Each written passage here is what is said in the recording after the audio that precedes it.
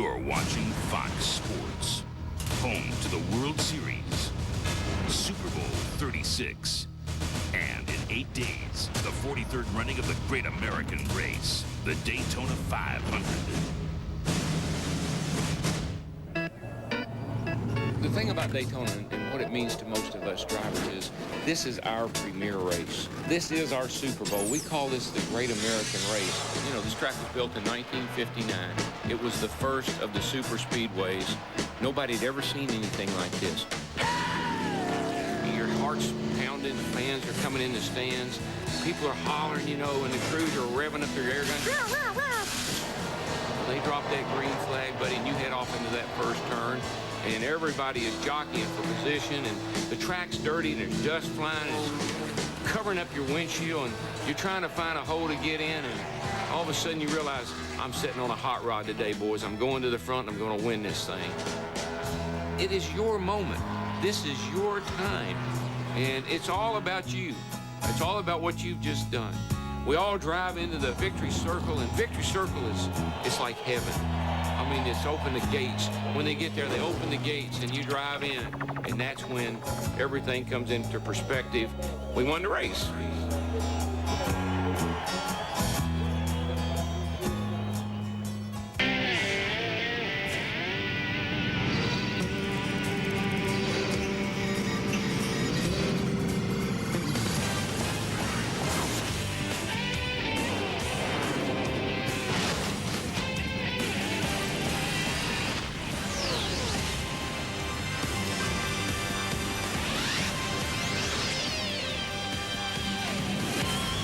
The race for the Daytona 500 starts here today, right now, as drivers battle for the pole. Hi, and welcome to your new home for the Daytona 500, NASCAR on Fox, and the centerpiece for the Great American Race, as we'll see who lands that spot today.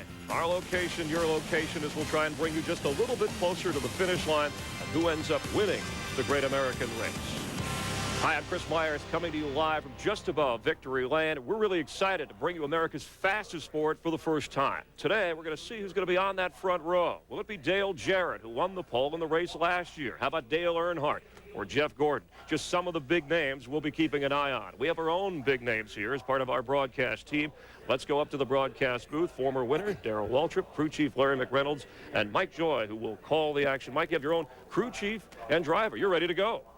Thank you, Chris. Well, we've got a little unique and different perspective here with a driver and a crew chief. We're your racing team too, folks. I'm the car owner. We got a champion driver. We've got a cunning crew chief, and you're the sponsors that we have to justify every week. So, Larry, is that car ready to qualify? Well, the work started way back the middle of last season. These guys have cut bodies off, built new cars, rebuilt engines, been to the wind tunnel. They have worked their guts out. One crew chief told me he's had a total of 4 off days this entire season. But now the car's on the line. It's time to qualify. Darrell, we've given all we got. You got anything left?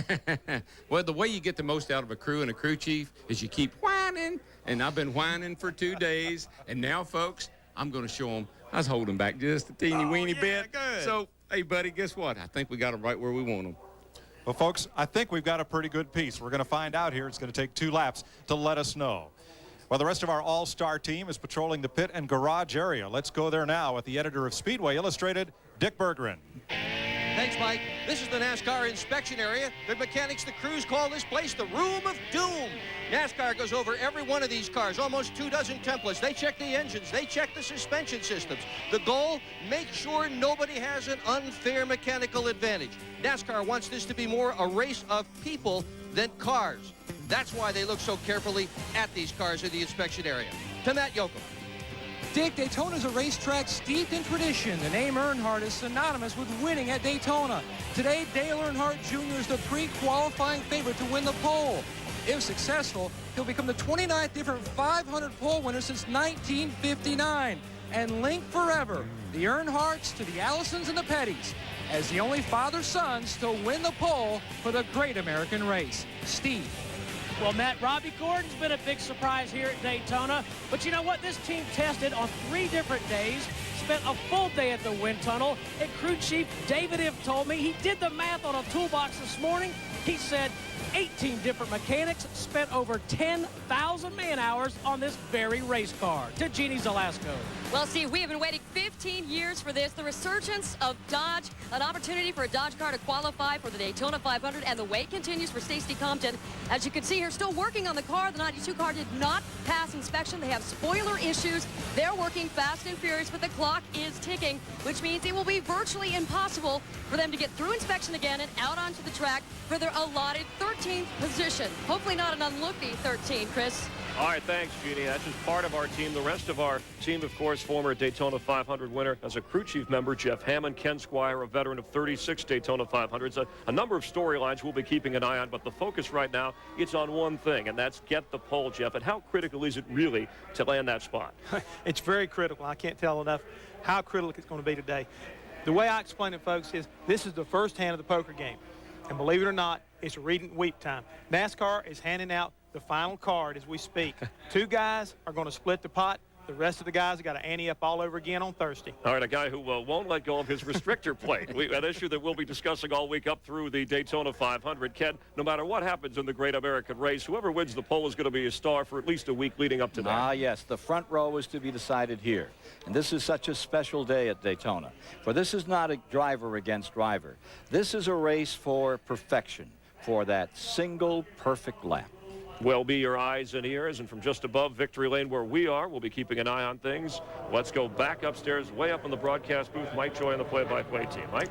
That big click you're about to hear are stopwatches all around this speedway, and they just went off for Robert Presley, graduate of NASCAR's Busch Grand National Series, who practiced his number 77 at 50.040 seconds. That's 179.85 miles per hour. He was 28th fastest in practice. I mentioned the three cars, as Jeannie Zelasco pointed out. The Melling car with Stacey Compton excused from his position in qualifying, as was the number 12 of Jeremy Mayfield and 31 of Mike Skinner. They were rejected from the inspection station and have to go back and make repairs. They'll run later in the day. And Larry, when they do that, they've got to go all the way to the end of the line and start all over again, and that can be very time-consuming. Well, it can. There's so many procedures that goes on down there in inspection. You know, they've got to rate their rear springs. They can't run softer than 350-pound springs in rear. They actually give them 2 rear shocks to put on. They're checking their heights. They're checking their weights. They're giving them a restrictor plate. They're checking things that takes, if there was no other cars but you, would take 20 minutes to check. That's right. So they got a lot of time in the old inspection station. That's why we call it the Room of Doom. It truly is miserable. Might point out on this car qualifying on Presley's car, you can see right here, we're going to talk a lot about this opening right here in the grill. It seems to vary from car to car, and it's a real performance issue. Taped up solid, these cars run a lot better, but we've also found with this new aero package there that may not be the way to go. Well, there's no question. When you tape the entire front end open that goes to the radiator, when you tape that up, it reduces the drag. That's how slippery the car is through the air. And we always would tape them solid. That'd make them run faster, especially down the straightaway. But with the new aero package, the roof fin, what we have found, when you block that up solid, it sends too much air over the car right onto that fin, and that actually increases the drag. Yeah, 50.375 on the first lap, Darrell. Second lap quicker, 50.187 seconds. 179.3 miles per hour. Robert Presley qualified 32nd last year. He's the first on the clock today. Dale Earnhardt, the man in black, the 98 winner, will be on the clock when we come back. You're watching qualifying on Fox. 8 days to the Daytona 500. Calera, Alabama's Hut Strickland completes his run for Junie Donlevy. 50.282 seconds. 178.990 miles an hour. Now, there's a lot of guys that are going to say they're not happy with their run right now, but you have no idea where this could shake out. These guys are a little slower than they practiced, but I wouldn't be surprised if a lot of cars aren't slower than they practiced. Well, the weather here is similar to what they practiced in yesterday afternoon and this morning, but the wind does not seem to be as much of a factor. No, that flag is, you know, from what we've seen the last 2 days, that's pretty limp right now. But you know, Darrell, one of the key things is what we see right here. That's that humidity. Oh, yeah. That means a lot to how you tune these motors. You know, temperature means a little bit. You can't do nothing about the forecast. You would hope for a cloud cover to cool the racetrack down, but engine guys are looking at that humidity. That tells them just how to tune that motor. It does. It's very critical on these restrictor plate motors. The 1996 pole sitter for the 500, 7-time Winston Cup champion Dale Earnhardt, who won the 500 in 1998 after 20 years of trying and coming as close as a mile from victory. Finally got the big one. Yeah, I had him for a long time, man. I thought I was going to have something on him, but he finally won. Practiced at 49.730 seconds. He was 15th fastest in practice. Folks, something we'll watch too is this gap right under here, under the air dam. That is tells you if that car is getting the front end down. The closer to the ground that gets, the closer to the track that gets. Theoretically, the faster that car is going to run. And quite honestly, Dale's car doesn't look all that good. It's coming, the front's coming up a little high right here off the corner. That's where you get that aero push that we talk about. So he might have a little work to do there. We'll see how he runs. Now the first lap will in almost all cases be slower. 50.106, excuse me here, for Earnhardt. 179.6 miles per hour, 50.106. For the most part, these guys, again, they're getting that momentum built up. They'll pick up anywhere. We'll see some cars pick up as little as 1 or 2 tenths. Darrell, if they run that high line on their first lap, they may pick up as much as a half a second. Well, we've seen that here in the past with the old aero package. Cars seem to really gain a lot of momentum on that second lap, but because of the having to open the grill up a little bit to make the car perform, all the drag the car has because of the aero package, I'm surprised to see guys gain much. 2 tenths has been the norm all through practice. Earnhardt coming to the stripe to complete his run. Already he's fastest of the 3 cars that have been on the speedway.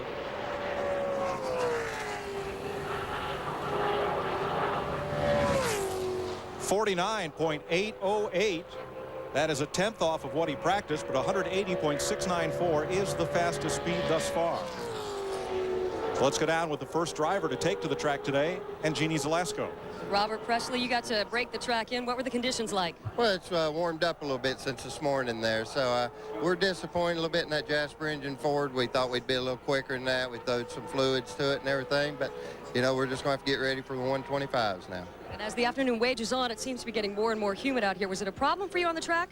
No, it wasn't really a problem. It just these motors just don't like this warm weather like this. So, you know, if they get a little warmer, it's going to help us. If a cloud comes in, it's going to hurt us. All right, thank you so much. Steve?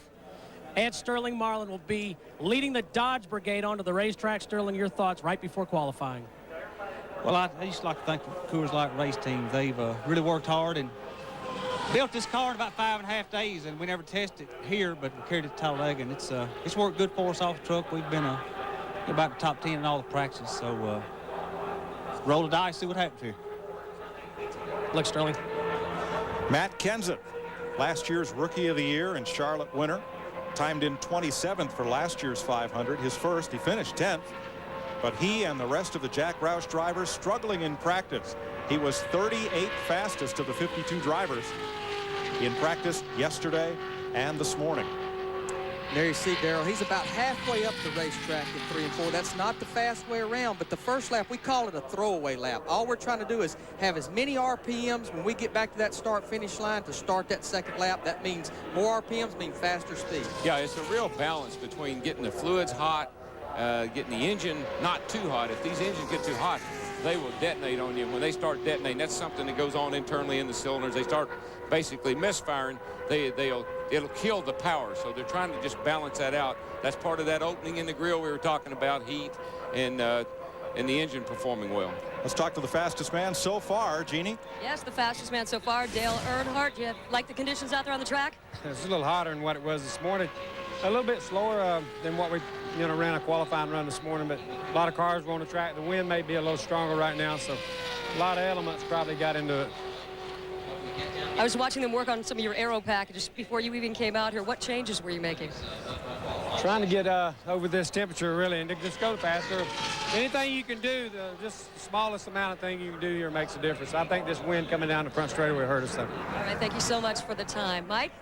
Here comes the Stanley Steamer of Matt Kenseth. Yeah, that's the overflow out of the radiator, and that's how they blow it on the windshield right there, believe it or not. So the driver, it will get his attention, because drivers are notorious, as you well know, Larry, for not paying too much attention to those gauges. Well, you start these engines stone cold. You don't mind carrying them up to 220, 30 degrees, but when you get past that, they start losing power.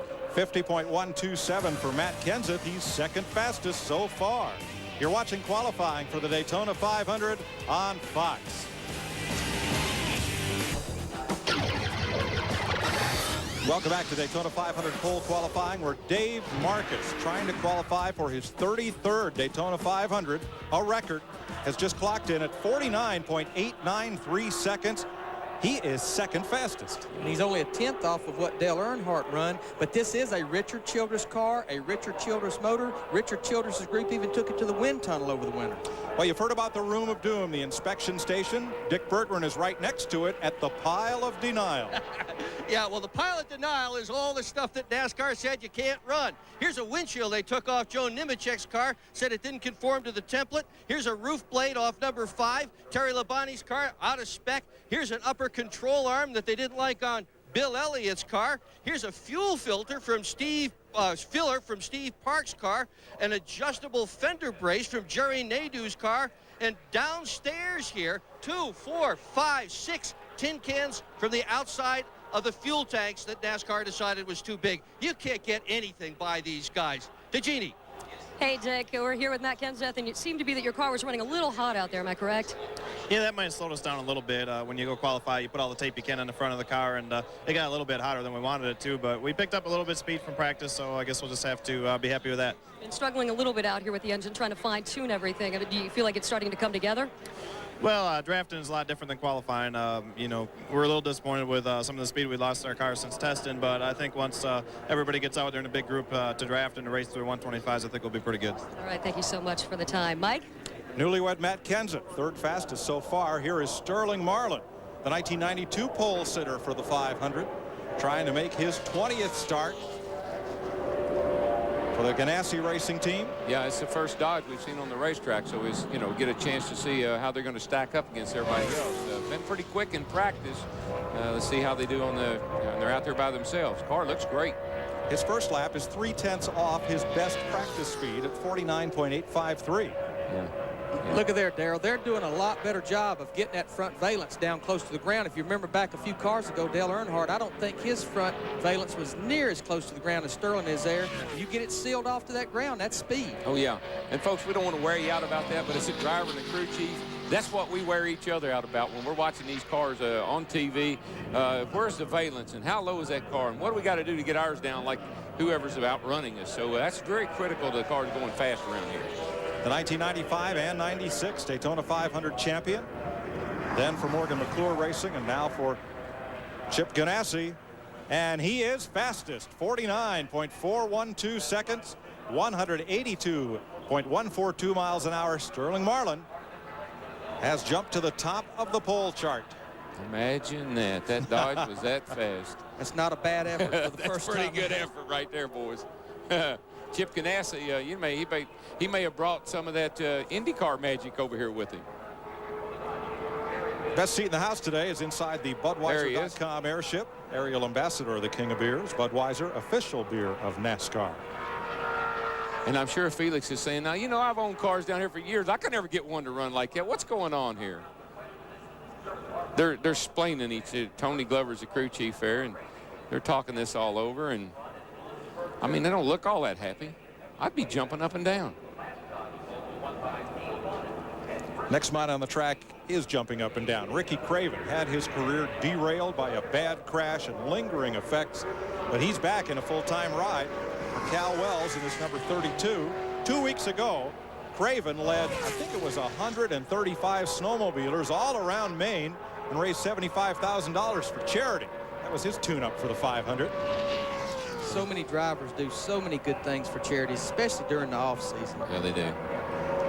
Now, you notice here's a Ford out there, and it's got a different opening than some of the others have had. Right down by the yellow line. Short way around. He's one of the few cars we have seen run around the bottom on his first lap, which means he probably won't pick up as much the second lap, but he'll have a quicker first lap. But it may have been the folks atop the trucks were watching Dave Marcus, who did just that. And Marcus's first lap was the second fastest of all the first laps. And Marcus had a strong second lap. Let's get out and meet one of the fellows who's been fast here all through practice and is definitely a favorite for the pole. Here's Steve Burns. And, Mike, that's Robbie Gordon. Now, Robbie, your crew chief, David, has said you came down here to win the pole. Is it feasible? The whole race team did a really good job, and I'm pretty excited about it. You know, that's a pretty big mark. Marlon just did all by himself out there, so we'll have to see what we do here in a couple minutes. But I know the team worked as hard as they possibly can, spent as many hours as possible getting ready for the pole, so hopefully we can do it with the Kodak car. Good luck, Robbie. Let's go to Matt.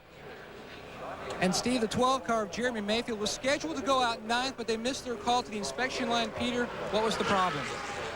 We thought we had a motor going away, so we decided we had to change it. Did it give you any other indication, like a drop-off in times? Yeah, we haven't been real fast at all this morning, so you know, we needed to make a change for sure. Precautionary measures for the 12 team, led by Peter Suspenzo. Ricky Craven climbs to second. 49.430 seconds, 182.076. And Darrell, as you theorized, he had the fastest first lap of every driver that's gone so far. Yeah, he did, but you know, like we said, he didn't run the high line, so he just felt like his best shot was to take it right around the bottom all the time. Some guys feel that way, but that's a great effort on that team's part. He's only a couple of hundredths off the pole, and I'm sure they're going to be happy with that. Two-time Winston Cup champion Thierry Boutsen. And you see this number 5 down here? That is just the way it appears on the race car. That is the race team's identity, is the shape and color and style of that number, and that's just the way we're going to present it for you on Fox this year. Labonte's practice speed, 49.740, 16th fastest in practice. He is looking to start his 23rd Daytona 500. Yeah, they had a little problem with that car the first session and had an oil line loose on, but ever since then he's been decent. He's been kind of middle of the pack, so we'll see how he performs on his qualifying run. I'm sure they tuned that baby up, put a little extra Tiger in the tank. Now Marlon is fastest. He ran the high line on the first lap and picked up 0.4 of a second to post the fastest speed. Craven ran the bottom line, only picked up 0.2 of a second. He's second fastest. And I know the fans probably asking, well, if you're going to pick up a half a second, why don't you run the high line? But a lot of it has to do with gear. That's exactly if you're right. pulling a low gear, you run around the bottom, and it's all what your motor's asking for. These things like to turn about 68 or 6,900 RPMs, unlike a motor without a restrictor plate. They'll turn them 87, 8,800. But if your motor runs better with a high gear, you need to run the high line to keep it wound up. Thierry Boutsen across for his first lap. Sterling Marlin is the fastest man in Daytona as Boutsen clocks in at 49.681. Let's go to Jeannie. Somehow we have managed to slow him down. Sterling, a little history in the making as you're the first Dodge to come out here and qualify. That crossed your mind at all as you were coming in here pit road? Well, I didn't realize until we got to go out, and somebody said down there was first Dodge out in 20-something years, I guess, and just neat to be in one, and I think we got a really good program going with the Coors Light team, and hopefully we can, I think let's hold on for top 5 somewhere. Probably 2 or 3 will beat us, but I'd like to thank all the crew guys. They really worked hard over the winter, and they built this car in about 5.5 days and really done a good job with it. We didn't test it here, and didn't have time to carry it to Talladega and test it, and worked out good for us, so we'll see what happens. So far, so good. You have the fastest time, but not that that matters to you because you really don't need the pole to win the Daytona 500. How will this be different for you this time out? Well, it's, you know, like I said, it's with Chip Ganassi coming in and really taking control of the team, and you know, everything's really new. I got Ernie Elliott doing the motors, and you know, for me this year, I think it's the best opportunity, you know, that I'm going to have to win several races a year and a good shot at the Cup Championship. So I'm raring to go this year. And a good start for the Dodge team. Thank you so much for the time, Mike. Okay, Thierry Boutsen is third fastest, 49.502 for that Rick Hendrick Chevrolet. Third fastest behind Marlin and Ricky Craven. The fastest Dodge in practice yesterday, Stacy Compton. They have reworked the trunk lid on that car and how the spoiler mounts to it, and now they're going back through inspection. You're watching NASCAR on Fox. Welcome back to Daytona International Speedway. Front row qualifying for the Daytona 500, Jeff Purvis from Clarksville, Tennessee on the Speedway. Sterling Marlin is fastest so far, 49.4 seconds, and Purvis unable to back up his practice time. Checks in at 179.777 seconds. One of the neat things about NASCAR racing is that almost every driver out here started racing part-time and had to earn a full-time living. And once a realization happens, well, let's see what happened to Tony Stewart.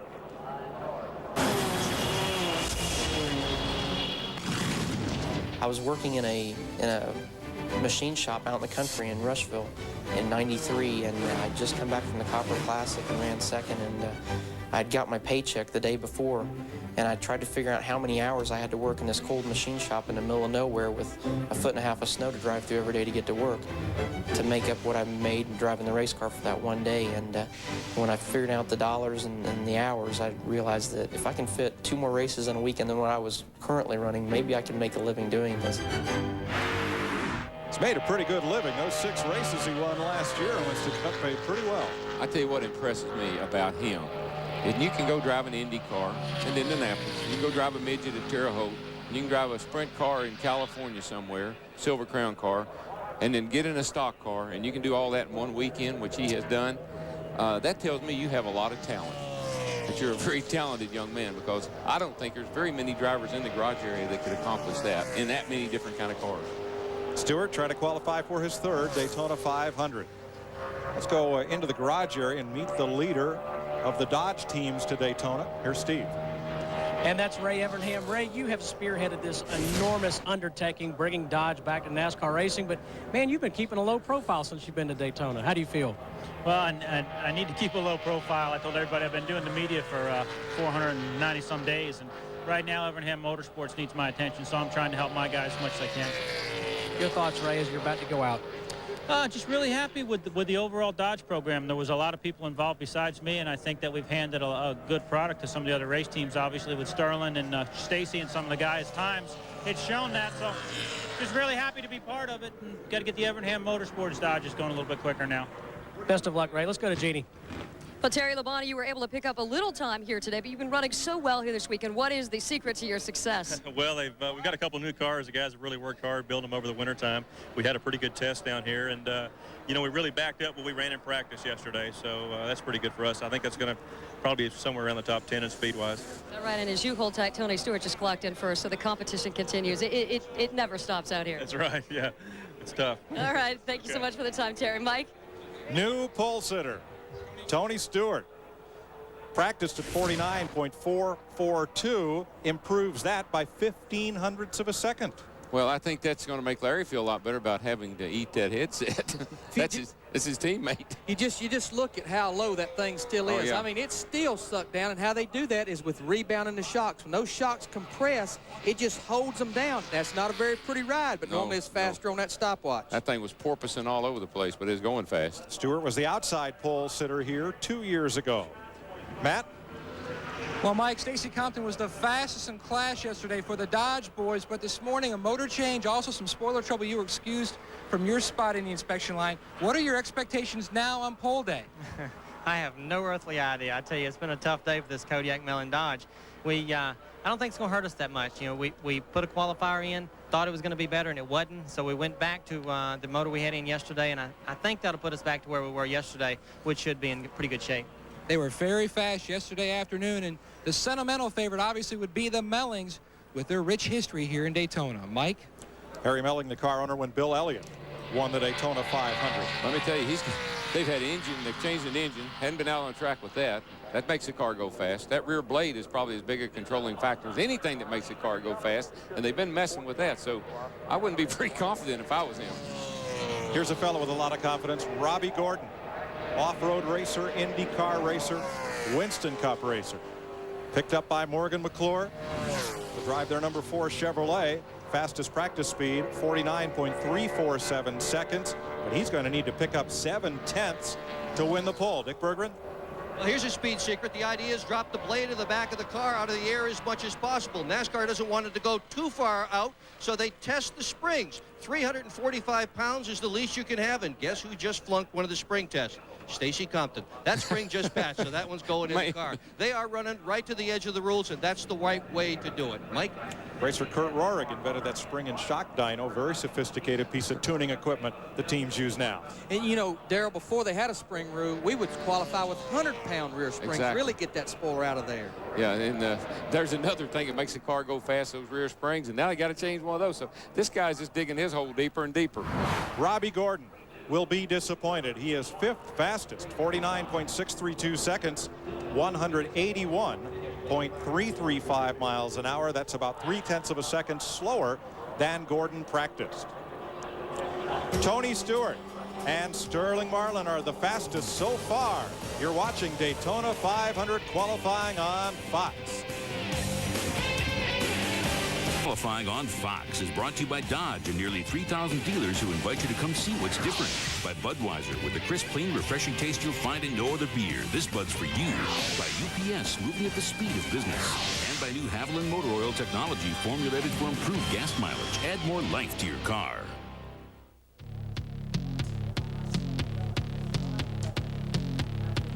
Welcome back to Daytona, where in 8 days you'll see the Daytona 500 on Fox. Steve Park has just clocked in with his Dale Earnhardt Chevrolet, 6th fastest, 49.769 seconds.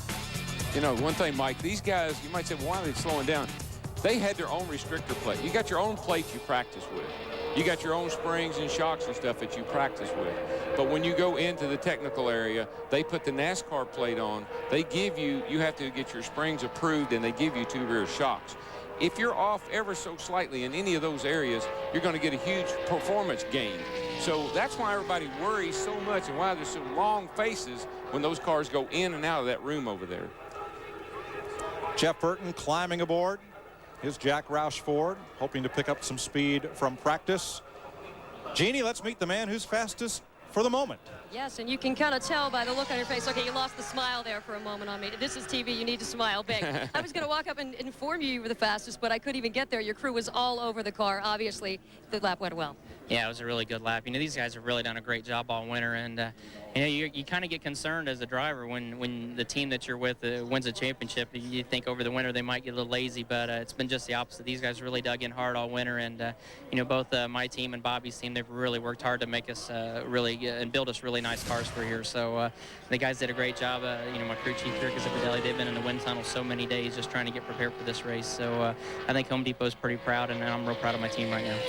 Well, take me through your positioning on the track, because both laps seem to look very much the same, which was good news for you.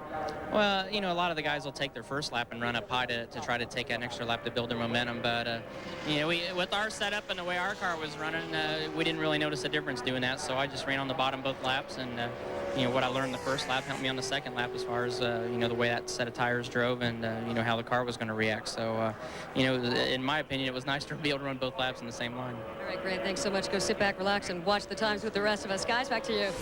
Todd Bodine on the speedway, the youngest of the 3 racing brothers from Chemung, New York, and already his first lap is quicker than his fastest lap of practice. Bodine trying to make his 3rd Daytona 500. Yeah, he's you know, he's the slowest of the cars that have been. I don't know, we struggled with our speedway program last year, and I did, and I was hoping for these guys, they had gotten the car a little better. I know they've worked on it hard, they've been in a wind tunnel a lot, and of course they have Yates power, so I'm sure they've just got to dig in a little harder, as Tony just said, and see what they can come up with. Well, this is the Travis Carter team for which Darrell Waltrip drove last year, and now he is night fastest with his 2nd lap.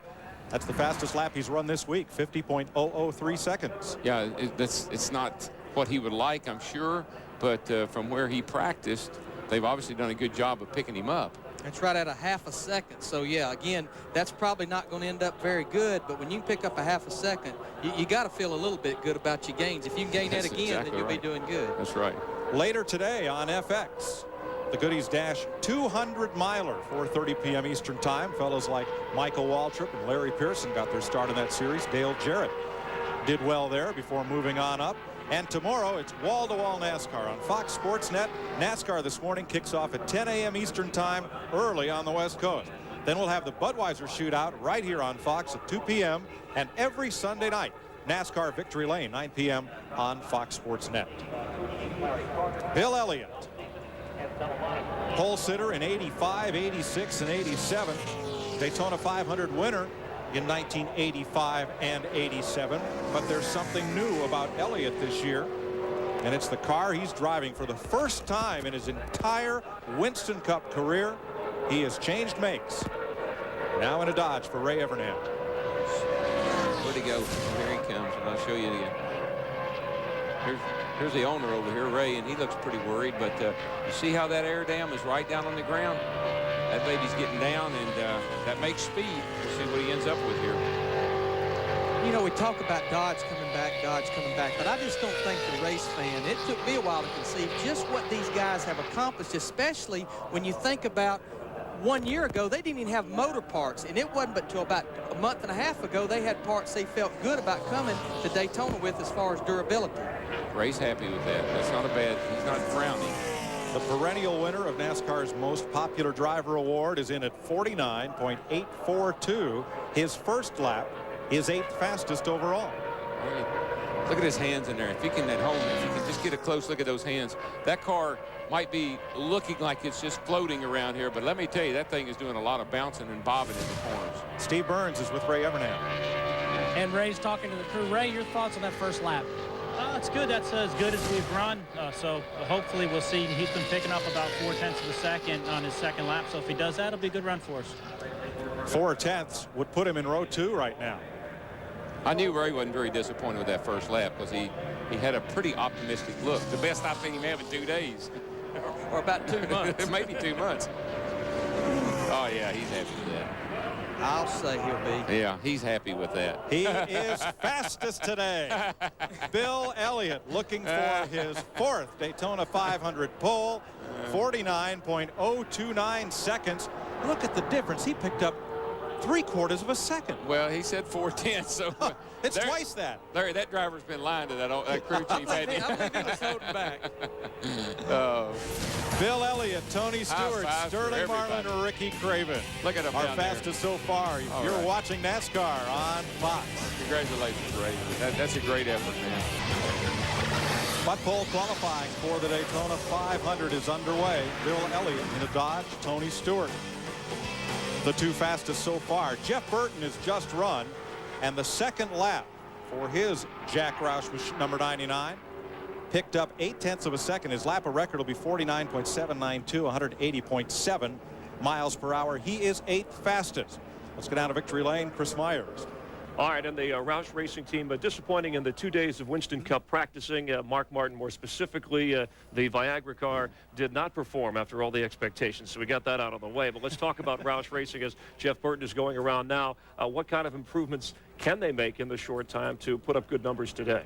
Well, having worked in that operation before, Chris, I got news for you. Those guys know how to qualify. Frankie Stoddard, Jeff Burton, they know how to tune on their race car. Same thing for Jimmy Finnick and Mark Martin. So I look for those guys to pick up. Now, what they're complaining about is, even though they pick up maybe 4 or 5 tenths, as you've seen already, look what Bill Elliott's done. He's picked up a ton of what he had practiced at. So that's why these guys are so disappointed. Ken Squire going back to Dodge for a moment, and Bill Elliott with the pole as we stand at the moment. Ray Evernham saying as he arrived here, he wasn't sure what to expect, joking about sandbagging. Last Dodge to win at Daytona, of course, Richard Petty in the 77 Firecracker 400. Last Dodge to win the Daytona 500 was Richard Petty in 74. So Dodge has arrived loud and clear. Yeah, but the last Dodge that was on the pole was 1973 with Buddy Baker in the Harry Hyde car, the old number 71 machine. And I think that's the big story here, is that Elliott, one of the most popular drivers in the history of Winston Cup racing, is back up in front, and he's in a Dodge. This is going to take all the headlines across America in the next several days, if it stays there. We've got a long way to go, however. All right, we'll be keeping an eye on that. Go ahead, Jeff, real quick. Well, one thing I'm kind of noticing here, I've got a list of who's got what type of tires on. We talked about it earlier this week, that new tires versus sticker tires and how your car is handling, who's faster and who's not. So far, on my count, it looked like the guys on new tires, that's the way to go today. Quick count, 28 guys were on new tires, 24 guys were on scuff, and so far, the guys that are up in the front are on the sticker tires. All right, let's get back upstairs to Mike Joy. Dale Earnhardt Jr.'s first lap was 10th fastest. His second will put him 6th. So far, 49.586 seconds. Well, there's a lot of shaking going on over in that garage right now. I saw a line forming at the red truck over there, so that Dodge being on the pole certainly has created a lot of stir in the garage area. And let me also say that back in the 60s and the 70s, when the manufacturers got to going at each other, you know what happened, don't you? First, they ran one of them out of the business, and then they ran them both out of the business. So we're back in that old war again like we were back in the 60s and the 70s with the manufacturers going at each other, and I'm sure we're going to hear some rumbling. Well, Bill is awesome again here in Daytona. Jeannie? Well, as you guys were talking about, Dodge has arrived, and as Bill Elliott arrived pit road here, a loud cheers. You have taken over the pole. Some changes that you made coming into today's qualifying. Want to share some with us? Well, we decided Yeah, yesterday we came in with just a practice motor that was a pretty decent motor. They found a few more horsepower in the engine that we put in this morning. It's more of a qualifying piece. So we put it in, changed a few things, tried to get it all, you know, leaned out, laid back as best we could for qualifying, and it really picked up. It really surprised me from the first to the second lap. All right, so far so good. You hang in there. Matt Yoakum, we're headed your way. Jeannie, Michael Waltrip was watching his teammate Dale Earnhardt Jr. on the big Jumbotron. Michael, could you pick up anything on Junior's lap? Well, we had hoped he would have run a little quicker than that, and it would give us something to look forward to. But both he and Park slowed down some. Hopefully we can get our Napa Chevy to make it around here a little bit faster than we practiced, and that'll be difficult by the time you go through the room of doom, as you people have affectionately termed it, and correctly termed it, I'll say as well. You don't know what you're going to wind up with, so we think we'll be all right. We hope so.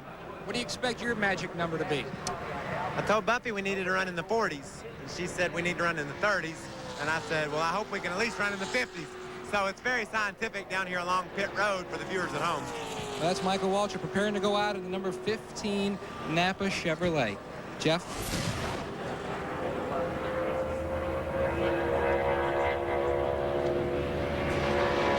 Ron Hornaday's on the speedway. He's A.J. Foyt's driver to start this season. And I tell you one thing, he better pick it up a little bit, or he's going to have a hot Texan after him.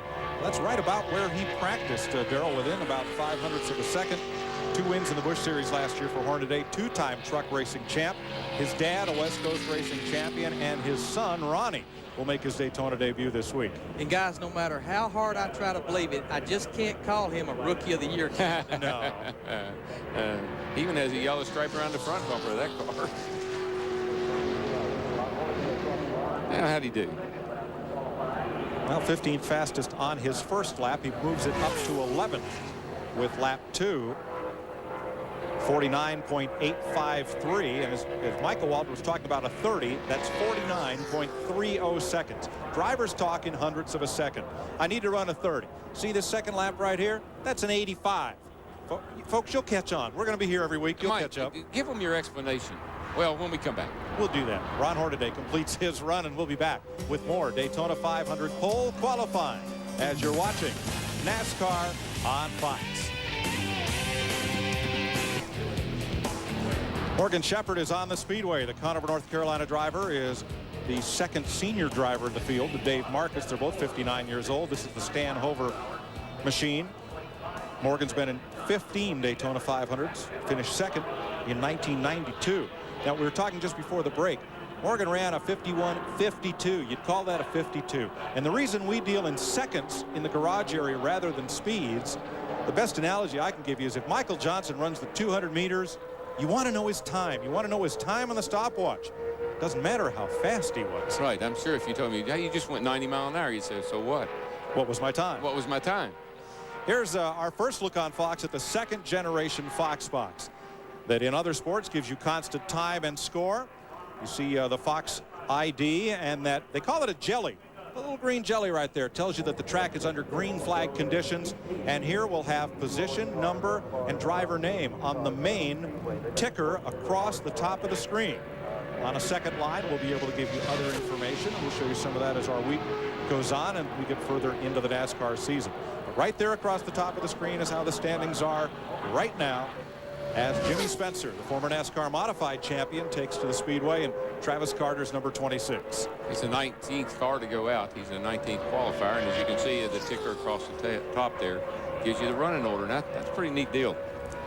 It's up there out of the way and very effective. Steve Burns is with the 6th fastest driver so far.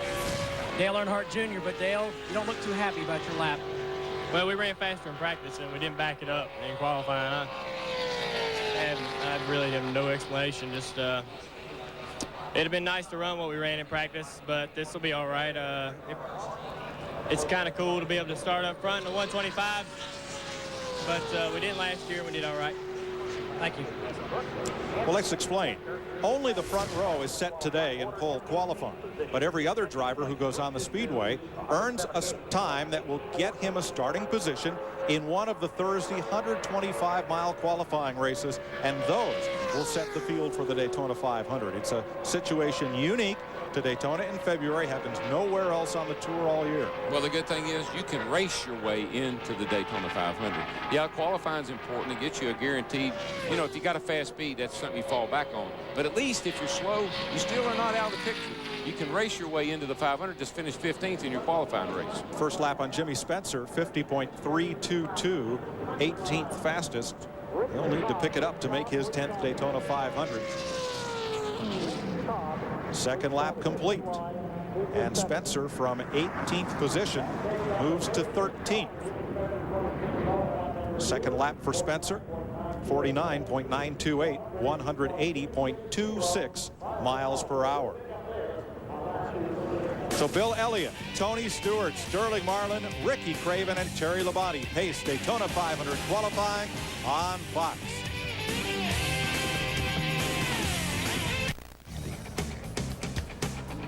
And welcome back. You're watching pole qualifying for the Daytona 500. A week from Sunday, you'll see it on Fox. Our continuing coverage as Michael Waltrip gearing up, teams and drivers ready to go. And Bill Elliott, the first one on the track as a member of Dodge after 10 straight years of being NASCAR's most popular driver, being voted that, but back in a Dodge, familiar for him to be on the pole. And as Darrell Waltrip pointed out in the broadcast, after he took that top time and is on the pole currently, he said, hey, everybody's going to be running over to the red truck to see what's going on. Darrell, what do you mean by that?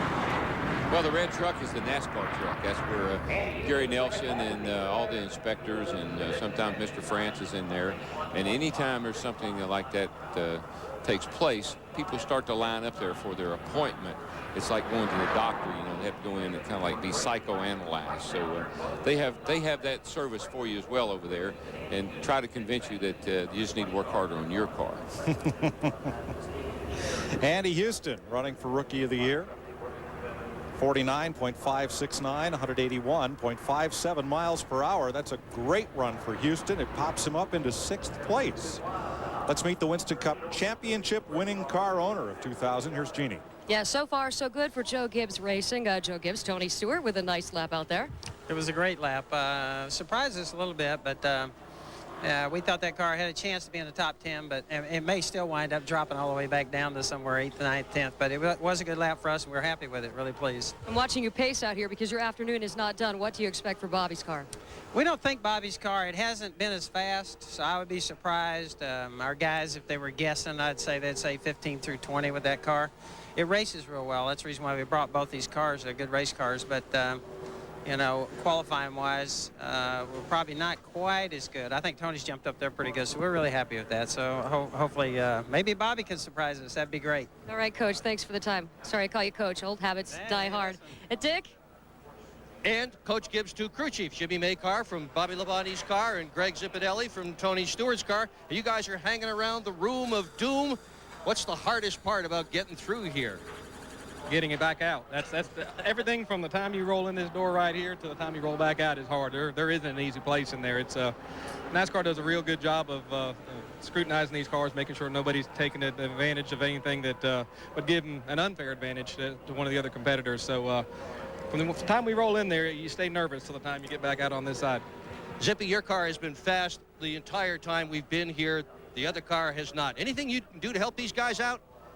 I don't know, because they're actually not that far apart. Our setup, so things are similar. Our car just run. I mean, that kind of surprised us, that the 30 that we just ran. But everybody at Joe Gibbs Racing's done a really good job this winter, and we're looking forward to get racing.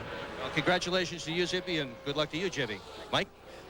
Elliott Sadler on the speedway, driving for the storied Wood Brothers out of Stewart, Virginia, trying to make his 3rd Daytona 500. That Wood Brothers team now getting a lot of technical assistance from Roush Racing.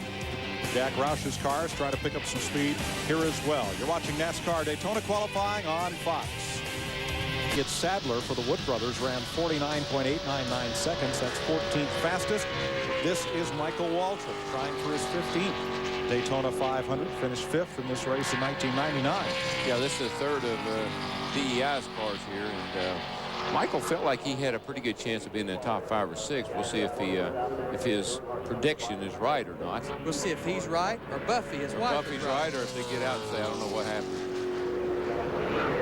Buffy said the lap would be a 30, and Michael said about a 50. Yeah, so we probably ended up running the 40. First lap is a 99. That's good. 49.995, 180 miles an hour. That's about what the other two cars ran on their first lap. So he's going to be short of that 30, 40, or even that 50, I think. And in practice, both practices, yesterday and this morning, Michael was fast, but we saw it, Darrell. He was getting a little bit of help drafted from another car. You'll run much faster with other cars than they will out here by themselves right now. He's not that old, but he's starting to act like a crafty old veteran, isn't he? Slipped out there and got him a little help. Michael ran 3 marathons last year, including the Daytona 500s of marathons, Boston. He started 14,872nd in that race. He'll start better on Sunday. It was almost over when he got going. 49.534, a 53 puts him 6th fastest. He'll be very happy because he's ahead of the other two. He's ahead of Dale Jr. and Park both, so he'll be very happy. That's a good effort. Today, the front row is set for the Daytona 500. The 2 fastest times are locked into the front row, and each of those drivers will lead their field in Thursday's 125-mile qualifying races, lead them to the green flag. The top 14 finishers in each, not counting the front row starter, will earn positions in the Daytona 500 field, and then the next fastest cars from qualifying not already in the race get the next 6 positions. Well, and that's an important thing right there. They'll have second round qualifying on Monday. The Daytona 500 is the only race we will have more than 1 round of qualifying. And the only benefit from going on Monday second round is this right here. If you cannot improve that, all you're doing is putting yourself starting further back in the 125s on Thursday, because it don't matter how fast you run. If you qualify second round, you start behind the guys in first round. Another important thing, Darrell, is these guys right here. People that don't make it from here, they go by this, and that's how you are from the finish of the 2,000 points. Yeah, and there's some guys that, of course, Michael's one of them, but he's got a great qualifying speed. He's going to be in good shape. There are some guys that don't have any provisionals. Now here's Ray Evernham talking with a fellow who does not. His other driver, besides Bill Elliott, rookie Casey Atwood. That's a brand new team, the number 19 team, and they have to race their way into the Daytona 500. They have no provisions. No, he doesn't. But he's a good little driver, and I'm sure they'll tune his car up just like they did Bill's, and it wouldn't surprise me to see him right there, not too far behind him. Dave Blaney on the speedway, looking to start his 2nd Daytona 500. He was 10th fastest here last year. And it's another one of those potent Dodges. He picked it up big time this morning, so we'll see if he can back that up for qualifying. He's out of the Bill Davis stables, and a lot of people thought Bill Davis might just have the best Dodge effort down here because they had such a good program last year on the restrictor plate races.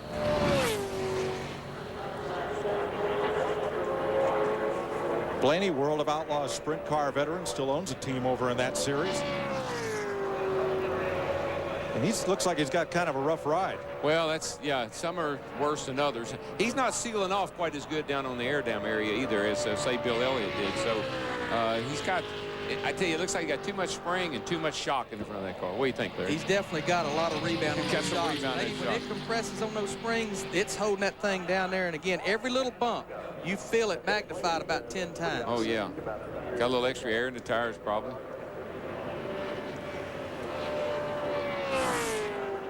I just said that, and I'm thinking, well, what do people? We add a little air pressure to the tires to reduce the rolling resistance. Again, it's one of those things that makes the car go faster. It's a good lap for Dave Blaney. His first lap was 10th fastest. His second lap is 7th quickest. I think that's 6th quickest of the day, 49.543 seconds for Blaney. 181.66 miles per hour. That's 3/10 quicker than he run in practice this morning. Next driver out had a lot of problems in practice. Mark Martin ran a few laps in yesterday's first hour of practice, parked the Jack Roush car, changed engines, put it back together, trying to win his first Daytona 500 in 17 years of trying. We asked Mark about his own personal motivation for racing. The desire to win is what it is. I mean, if that wasn't there, I couldn't race. I certainly don't enjoy driving the cars around. I don't even enjoy driving the cars. I enjoy winning. Therefore, I have to test. Otherwise, I would never test because I hate testing, you know, and I don't care for driving the cars around fast unless I'm beating somebody, you know, if I'm racing against the clock or something like that. So it's the burning desire to win that keeps you going. Mark Martin on the Speedway. You know, that's an interesting explanation. He doesn't like driving the cars, and quite honestly, some guys feel that way. It's the competition, it's the love of the game, I think, that guys really pursue, more so than just the real thrill of out there going fast. Well, guys, one thing, Mark Martin's intense about driving this Winston Cup car, but boy, another thing that he's very intense about is his son, Matt Martin, that runs the quarter midgets. In fact, there really wasn't, he lives down here in Daytona Beach, there really wasn't a place to run them. So what did Mark do? He went to New Smyrna Speedway, and he built the speedway for these little kids to run on. Had all the drivers out there last week signing autographs, a lot of charities involved. And when I try to talk to him about the 6 car, he wants to tell me about Matt, that quarter midget. Yeah, he's a proud papa. Car owner Jack Roush doing split times on Mark Martin as he comes around, and I'm corrected on Dave Blaney. Blaney is 7th fastest. We listed him as 6th. 7th fastest so far. Mark Martin is not fast. 23rd of 24 drivers. See the scowl on Jack Roush's face. Matt?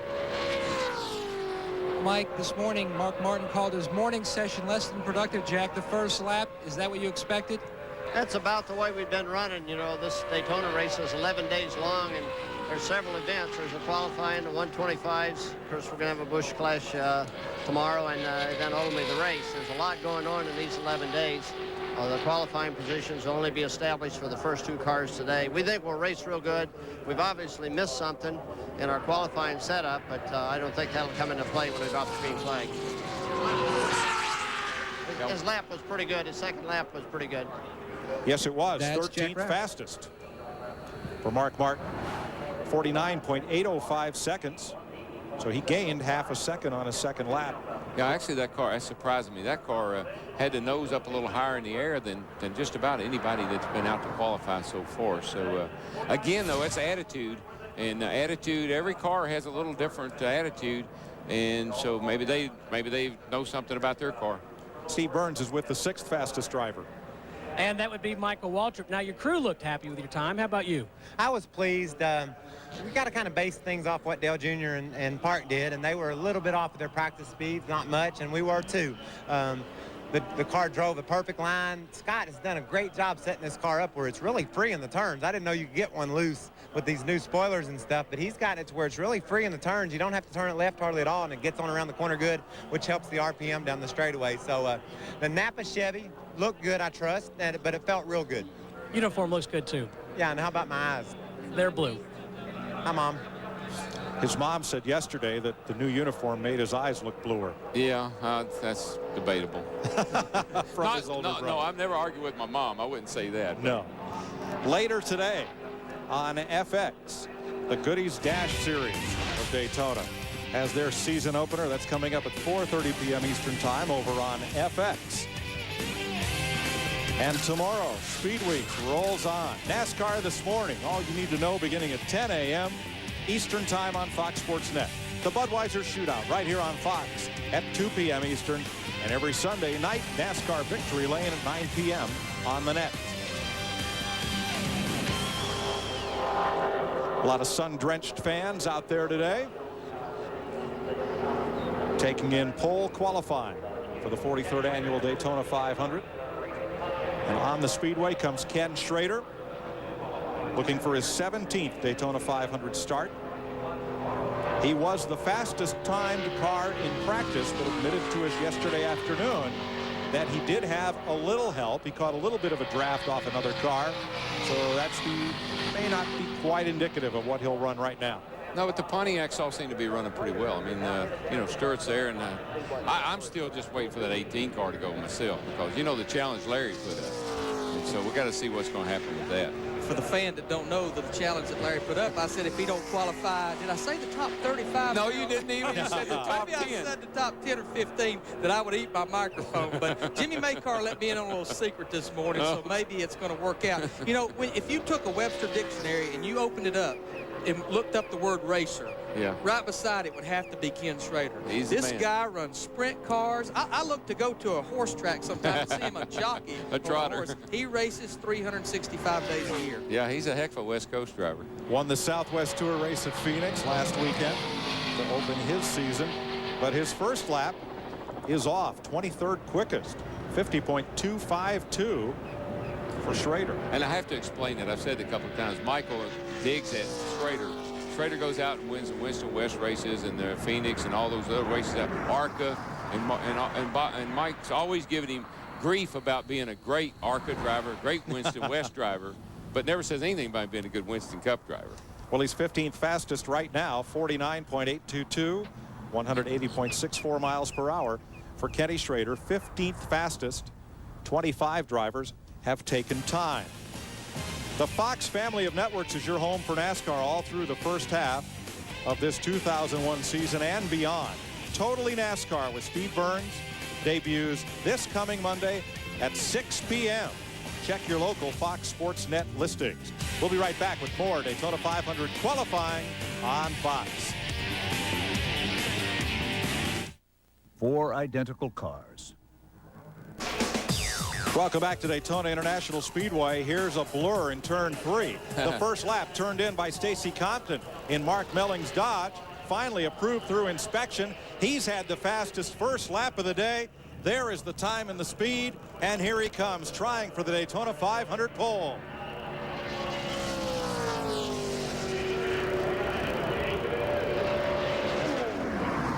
And second fastest. Stacy Compton moves to the outside of the front row alongside Dodge driver Bill Elliott, 49.266, 182.68 miles per hour. Well, I didn't see Ray and Bill jumping up, Bill Elliott jumping up and down. I bet you see that crowd right there jumping up and down, because that is a single car team. It's one of the sister teams, you know, one of the stepchildren, I guess we should say, to the Dodge program. They're out there on their own, and boy, they've done. Chad Canals as the crew chief, done a great job on the car. They've had all kind of trouble today, and to go out and make that run, that's incredible. Chad Canals and second-generation car owner Mark Melling have to be pleased with that. To just emphasize how big an achievement this is, the last Dodge to compete in the Daytona 500, Rick Baldwin in 1983. Buddy Baker, as Ken pointed out, the last Dodge to win the pole for the 500 in 1973. And how about Mark Martin's day? Steve Burns? Well, Mark Martin was just talking about those Dodge times. Your thoughts? Well, I never dreamed my Taurus would run that fast. I've got to take it off to the, take my hat off to these guys. Viagra team did pull a rabbit out of the hat today, and I'm proud of them. They surprised me. They told me that they thought we could run, that fast, and I didn't believe them. I spent my time trying to correct them. No, we can't either. But, they did a great job. We have had a slow car here, and that's a reasonable time. And now when we get started racing, what's left on the table is the driving part of it. And if I take my car and outdrive everybody else, I should have a shot at it. Best of luck. Thank you. That's a confident driver. Always has been? Yes, sir. Always will be. I guarantee you there's some high-fiving going on around that car right there. There's some backpacking. Well, the red shirts are the Dodge factory folks and the Evernham team, and the tan shirts are the Mark Melling team. Everybody's happy. You know, I'm not totally, maybe I'm shocked that the speeds are running, but am I shocked because they're that close together? I know for a fact how Dodge handled this deal. They made their teams work together. They all use the same chassis. Ronnie Hop. In the 1998 Daytona 500, finished third in the 98 500. He's trying to start his 8th 500. Has been struggling. I mean, that car has just been slow. They were putting an engine in it during the break there before the qualifying run. So let's see how it goes. 50.884. Hadn't helped it much, but look at the attitude of the car. Again, I think they could help the car some by getting the nose down a little bit. And I talked to Peter Suspenzo, the crew chief, and he really didn't have an understanding. You know, they're teammates to Rusty Wallace. He said the cars are set up basically the same. They show the same numbers in the wind tunnel. That's the reason they went on this morning, put a new motor in after practice just to see if that's what they've been fighting. But it don't look like that was a problem, Darrell. No, they haven't helped the car a whole lot. That's about where he was. 26th fastest on his first lap. Second lap for Jeremy Mayfield, 50.529, 178.116 miles per hour. 26th fastest for Mayfield. That will be crushing. Down to Steve Burns. Mike, Stacy Compton just took a huge breath. Stacy, what an emotional day. Changed motors. The inspectors didn't like something on your race car. Tell us what happened. Well, I tell you what, it's been one of those days. I didn't think we was going to get through. We put a qualifier in this morning, this Kodiak Mellon Dodge. It wasn't quite as quick as what we thought. We didn't get to go out again. It was a lot of unanswered questions. Chad Canals, these guys went to work, and I tell you what, the guys with this Kodiak Mellon team have worked their butt off. And the guys back at the shop, Body Dynamics, have given us a great body. We're pretty happy with it. You know, I feel like we could have been a little bit quicker, but we'll sure take that. I mean, that was a good lap for us. After the day we've had today, to get a qualifying lap period, we're pretty happy with it. All right, great run. Thanks a lot. Stacy Compton, graduate of NASCAR's Truck Series, pulls up to the outside pole. And remember, only 2 positions are set today. Rusty Wallace doing a little bit of promoting. Going to try to promote himself up to the front row a little later. Brett Bodine, the middle of the 3 racing brothers from Chemung, New York. And a published story today indicated that older brother Jeff Bodine still feeling the effects of the truck racing crash here from a year ago, considering retirement. Although I think if a good ride opened up, Jeffrey would be right there, helmet in hand. Well, he probably would. And, you know, you hate to quit. Take it from someone who knows. But I guess there's a time for all of us to put our helmets up and think about other things. That was a terrible crash he had here, and I know he suffered the ill effects from that after he got back in the car. So take some time to get those things corrected. Well, we wish him well. Here is Brett Bodine, as we said, the middle brother, looking for his 13th Daytona 500 start, and he had a good practice run yesterday.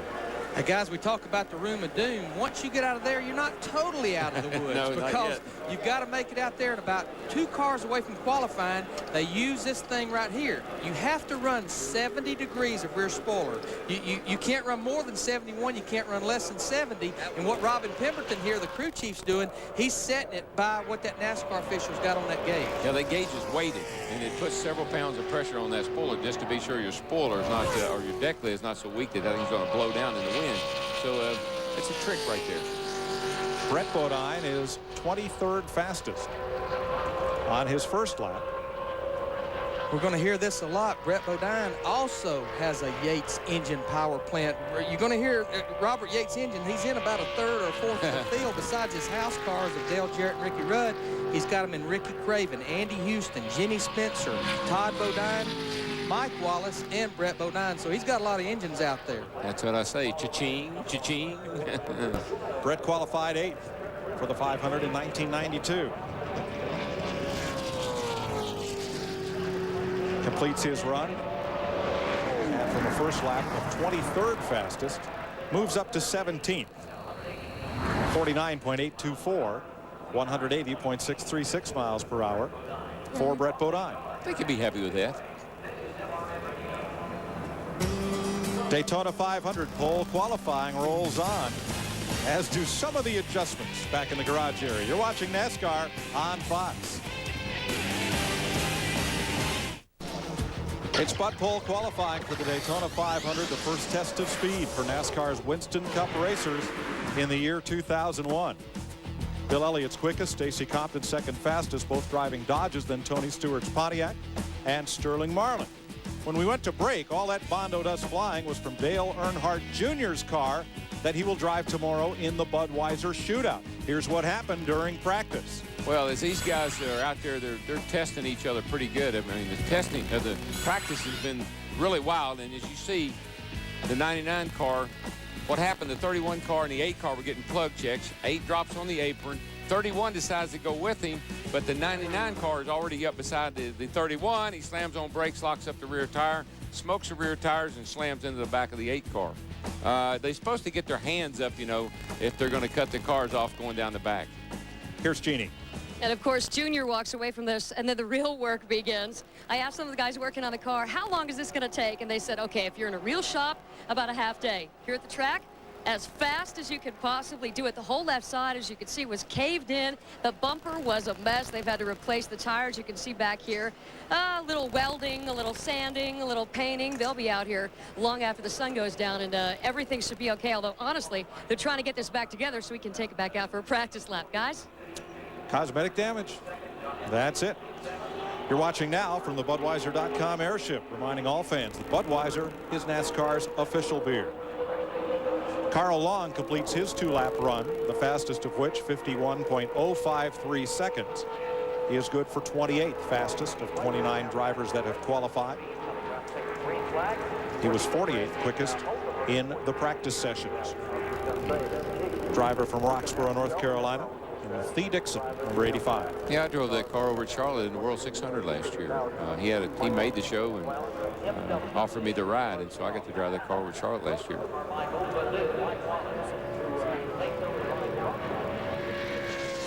Here's Mike Wallace, the middle of another trio of racing brothers. These from St. Louis, Missouri, Rusty, Mike, and Kenny. This year, back all three competing in Winston Cup. Mike had been running a couple of seasons in the NASCAR Truck Series. Yeah, they tried to find a driver where they only had to change part of the name, so they got Mike Wallace because Mike Waltrip used to drive that car. Mike Wallace won the opening round of the Craftsman Truck Series here at Daytona last year. He's trying for his 7th Daytona 500 start, but was 36th fastest in practice. Well, let me tell you, Pard, you got a little work to do there. Tim Brewer's the crew chief on that car, and we'll see how they did for a tune-up here for qualifying. But Brewer, he's crafty old veteran, isn't he, Larry? Well, there's a story behind him, and DW's had a little acquaintance with Tim Brewer. But, you know, Tim had been a crew chief on the Winston Cup circuit. In fact, he was Richard Childress' first crew chief. Yes, sir. Richard Childress drove, and Tim he's won 2 championships. He was Bill Elliott's crew chief in 1992 with the tight Alan Kwiecki-Davey Allison battle. But another old guy he won a championship with in 1981 was old DW. That's right. Now, when it comes to working, he will work harder than anybody. Of course, I've told him, I said, if you're not smart, you're going to have to work a little harder. How many people at your last team meeting at RCR, Larry? Well, to go further in the story, the first race team I worked for in 1981, we run 31 races. We had 3 full-time employees. We could hold the team meeting in the front of a pickup truck. the last team meeting at Richard Childress Racing for 4 race teams, there was 165 people in that meeting. Yeah, in 1981, we built 14 cars that year. That's the year they went from the big Monte Carlos down to the little cut-down other car, 81 models on. And we built 14 cars that year, and Tim built half of them by himself. Well, Mike Wallace picks up to 25th fastest on his second lap, 50.151, 179.46 miles per hour. So that Jim Smith team will be looking for more speed. And here's Rusty Wallace climbing aboard and getting set to run. Rusty looking for his 19th Daytona 500 start and looking for his first victory. He finished 4th 1 year ago. His best finish in the great race. Time trial 4th in 1997, his best qualifying effort. He qualified 7th last year. Of course, he won 9 pole positions last year, so that car's obviously very fast. Now, whether they got it faster there, and I'll have to wait and see. Robin Pemberton looking on as Rusty Wallace goes out. Matt? Well, Robin Pemberton just gave him the wave off to hit the racetrack, Robin. What do you expect? I know one thing. I don't expect anything. It's been one of them winters, and with these new rules, it's hit or miss on a lot of different things, So we got to run pretty good this morning, and I think if we can repeat what we did yesterday afternoon, we'd probably be happy. But man, there's no telling. It's been one of them winters. Do you think you have a shot at the Dodgers? A week from tomorrow, we got a shot at them. Today, I don't think anybody's got a shot at them. They surprised you? Yeah, a little bit. They've surprised me, but they've had a lot of time to get ready, and they've got some really good race teams, and I think that's probably helped their program quite a bit. Rusty Wallace is one of 3 racing brothers. Robin Pemberton is one of 4. His brother Ryan's a crew chief. Roman was a Winston Cup mechanic, and Randy a television reporter. You know, he said something I think is key. There may not, most of these people are respecting what has been accomplished by the Dodge people, and they have had 500 days to get ready for that. They've been gearing their whole program toward the Daytona 500 2001. So, you know, they put a lot of effort into it, and it's paying off.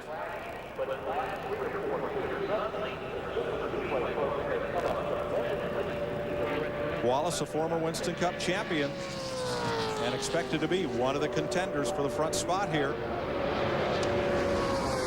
Oh yeah, if Rusty and them can never, you know, if they can get their act together and keep it together, they have good days and bad days. You may have to wait for Act 2. His first lap is only 23rd quickest, 50.038. You know, one team or one organization that has worked feverishly on aero over the last few years is Robert Pemberton and his crew. He's the crew chief I talked about in the beginning of the show that's had 4 off days this winter. They even built a half-scale model of this car because they couldn't get enough time in the big car wind tunnels, and they spent 1 week at a Swift wind tunnel in California, again, working on aero, working on the drag, making the car slippier to go through the air. Well, these cars, like Rusty's driving there, is the spoiler's 2 inches wider on that car than it is like even on the Monte Carlo. So there's some issues I'm sure that some of the Ford people aren't happy with. Well, it's a good pickup for Rusty. His second lap is 12th quickest, 49.763, 180.85 miles per hour. So he is 12th fastest so far. Bill Elliott and Stacy Compton in Dodges. Tony Stewart in a Pontiac. Teammate to this man, Bobby Labonte, is the 3rd fastest driver so far. We're at Daytona. You're watching NASCAR on Fox.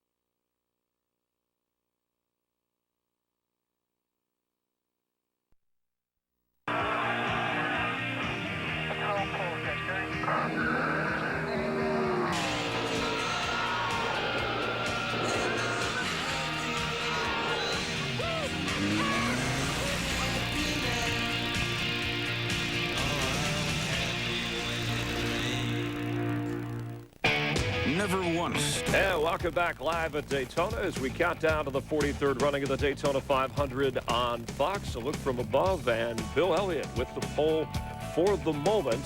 And let's take a look at the weather conditions. 81 degrees. The humidity's gone down just a little bit, but some clouds, at least partly cloudy. It looks a little bit like we're seeing some more clouds than we saw earlier. Back with Jeff Hammond and Ken Squire, and with Bill Elliott on the pole, and the Dodgers running very well. And given that weather report, out of who we have left here, anybody have a shot at overtaking the Dodge?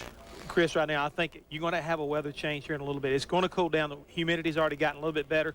And really what I'm seeing going on, I like the 88 and the 24. They're still getting ready to go. They got a little while for the temperature to drop a little bit more, humidity to drop. Those two guys have still got the best chance of knocking the Dodge off. But, man, can you believe how fast that number 9 car went? I mean, Bill Elliott has shocked all of us.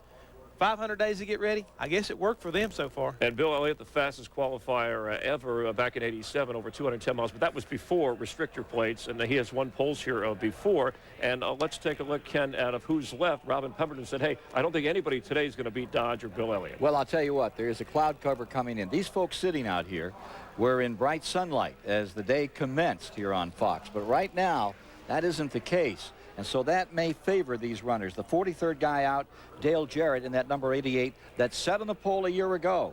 And let's not forget that Ricky Rudd, his teammate, was right alongside. He's coming out right after that. And before you get done, you're going to get back to Jeff Gordon. He's about 3rd from the last in the 24. And all week long, when they've been talking about these Dodges that might have a little more to give, they've been saying Gordon is the other one, and he's been here twice in the last 3 years. So let's look out. I think we're in for a pretty good finish to this show. All right, 3 of the 4 fastest Dodge, 4 of the last 6 cars running will be Dodge as we battle for the pole. Let's go back upstairs with Mike Joy, Larry McReynolds, and Darrell Walter. Might be significant that neither Dale Jarrett nor Jeff Gordon have completed inspection yet and come out to the line to qualify. Here's how the Dodges have done so far. They are new to Winston Cup, new since 1983 is the last time they were here. Bill Elliott and Stacy Compton right now first and second. The last all Dodge Daytona 500 front row, 1969. Buddy Baker and Bobby Isaac. Wow. Kurt Busch in that unsponsored Jack Roush car, 50.417, 178.5 miles an hour. Daytona 500 rookie, runner-up in the Daytona truck race here last year. Well, if you're a driver right now, you know, Elliott, Compton, even Tony Stewart, you're walking around down there feeling pretty confident. People are patting you on the back saying, oh, nobody can beat that.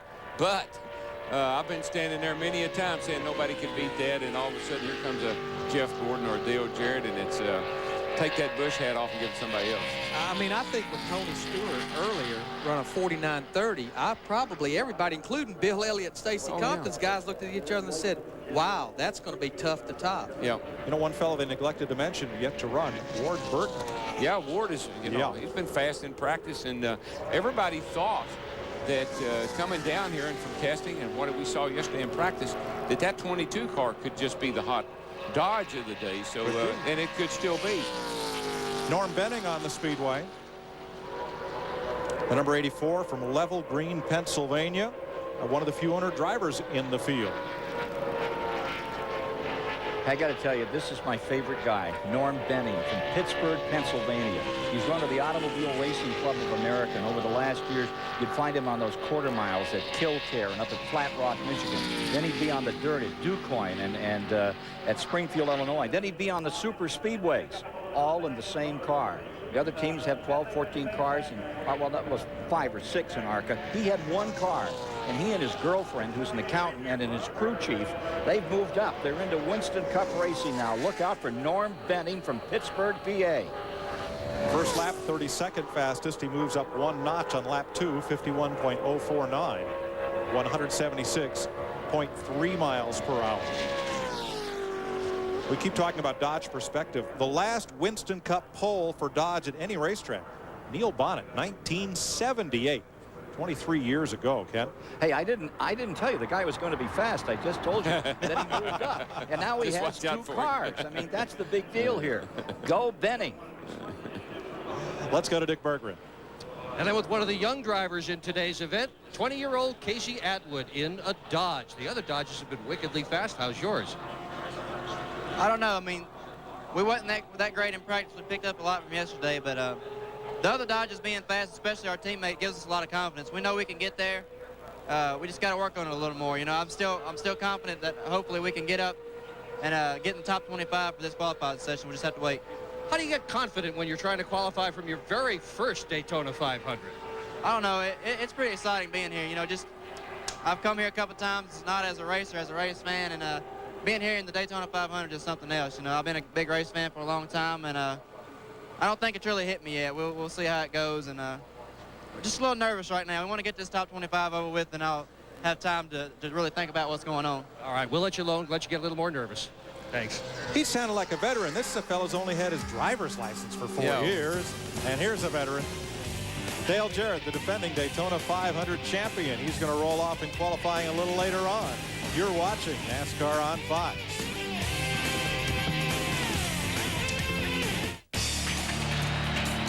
The action, the heart. Come back to Daytona International Speedway. It's Bud Pole qualifying for the 43rd Daytona 500.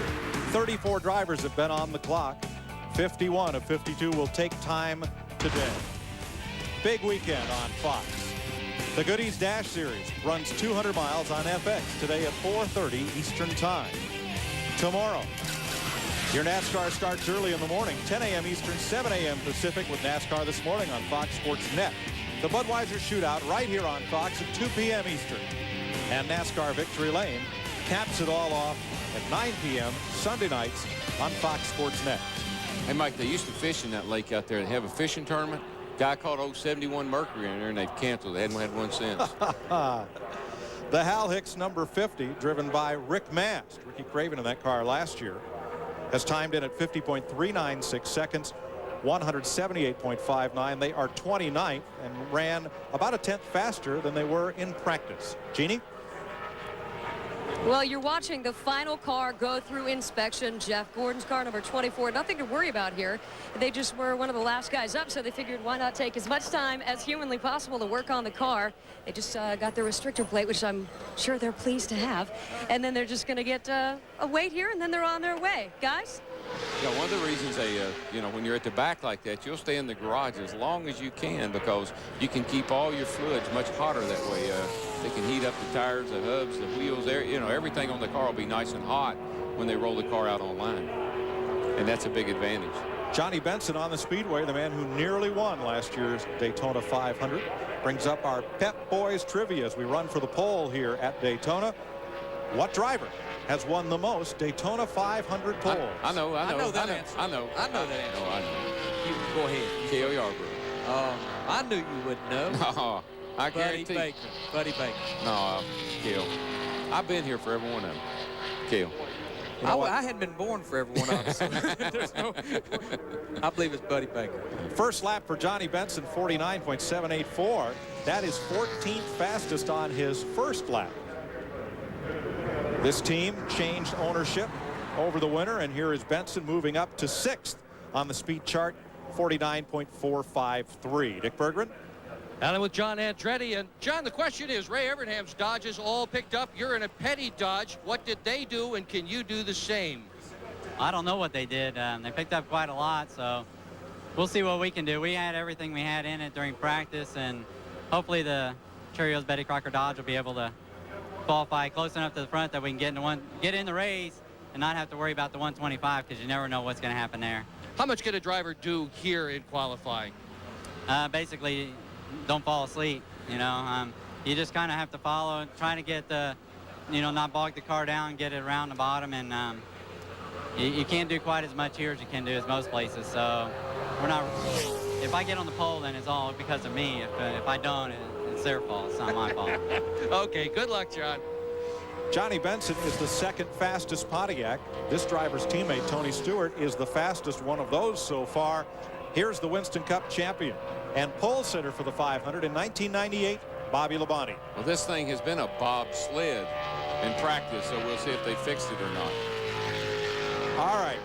Cale or Buddy? No, have you guys settled this? I'm still sticking with Buddy. I'm still saying it's Cale. Well, for the first of several times, we'll duly note this season, you're both right. You're kidding. We have knew that. 4 pole positions. I knew I wasn't wrong. I didn't know we were both right. And Bill Elliott could tie them today if his current pole setting speed holds up. Yeah. Then we'll have to get. Then you can pick someone. We'll all have someone. Next year, it'll be different. Here's some guys that are keeping a close vigil. That's Coach Gibbs, and it's Coach Gibbs, and there's Makar.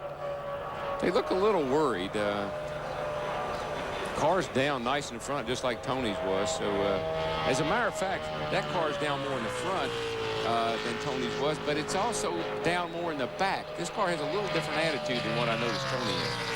I talked to Jimmy Makar right before qualifying, and he may be the salvation of me not having to eat this microphone. He told me they did find a problem with the carburetor. And I said, well, what was the problem? But he wouldn't tell me. He said, I'm just telling you, we found a problem. Yeah, well, he probably blamed it on the driver. He said he wasn't holding it wide open, right? I would hope so. Well, what's the watch say? 25th fastest. Matt? Jimmy, Bobby was hoping for about 2, maybe 3 tenths. How much did you pick up? That'd be nice. It'd be real good if we could do that. We haven't been very fast since we got here. Hadn't been on testing all winter. Just missing something, and we haven't been able to put our finger on it. We found a little problem with the carburetor after practice. Hope maybe that was a little bit of it, but I don't know. We'll see. That was not as good a first lap as I would have liked to have seen, but qualifying's not everything here. We got a race for our start position for the 500. We have a good race car. It'll drive good, and Bobby's good in the draft, so we'll just see what we can get. Darryl and Larry said the attitude of the car was a little bit different than the 20. What did you see? What's that? They said the attitude of the car, looking at it from up in the press box, was a little bit different than the 20. I don't know really why it would be. I mean, we're sitting on about the exact same chassis package. Same guys built both cars. we can't find anything different about the two cars. So obviously there's something different, and we're going to have to go to work, see if we can find out what it is. 13th overall for the 18 car. Well, Bobby's first lap was half a second slower than teammates Tony Stewart, and his second lap is 13th fastest overall, 49.745, 180.9 miles per hour. You're watching Daytona 500 qualifying on Fox. Welcome back, NASCAR on Fox, and Dodge people have been friendly and different. Let's go back a little bit. The old Dodge, looks like a Dodge Daytona, as we, of course, are leading up to the 43rd running of the Daytona 500. The new Dodge, and Bill Elliott has the pole at the moment, as 3 of the 4 fastest times today in pole qualifying is in favor of Dodge. Right now, we're back with Ken Squire and Jeff Hammond, and let's talk about Dodge, the transformation from Dodge old, Dodge new, and so far, sandbagging or not, very impressive for the Dodge cars here. I don't think there's much sandbagging here. I think they've just done a lot of work. They've really put their shoulder to the wheel, and they put something together that's working. I want to do a what if I might, for just a moment, because, you know, the last time they were on the pole was 73. Baker was the guy that did it for Dodge in that year, but it was another, and already in these gigantic grandstands, you can hear the what ifs. Well, what if this? What if that? In 1973, the what if was a guy named David Pearson, who was driving for the Wood Brothers. And everybody said, yeah, Dodge is probably going to do it, but there's one guy that's going to stop him, and it was David Pearson. And the day before qualifying, David Pearson's dad died up in Spartanburg, South Carolina. And the Wood Brothers, they got him flown home to Spartanburg. They flew David home, and they withdrew the car. The car did not run for the pole position that year. So that's all. Well, what if Pearson had been there? He would have stopped Baker. I don't know, because that was the year that those Chrysler products, 2 Dodges and a Plymouth, swept the top 5. They had first, third, and fifth. But the what-if game, I'm sure, is already starting here today. Well, what if this and what if that? That's part of what makes racing fun. Dodge returning to NASCAR for the first time since the mid-'80s with a new attitude. And I heard Darrell Waltrip, Jeff Hammond, mention, and he explains things by saying, let's do some explaining, but he talks about the attitude of a car. I know what Fox attitude is. What is it exactly for the viewers out there who don't quite grasp that? Well, I'll tell you what I'm going to try to do. I'm going to try to explain this in Darrell Waltrip mode. What you got going on, fans, is when you put a race car on the racetrack, if you can look like what I got this pen in my hand, we say the race car is going down the racetrack at the proper attitude.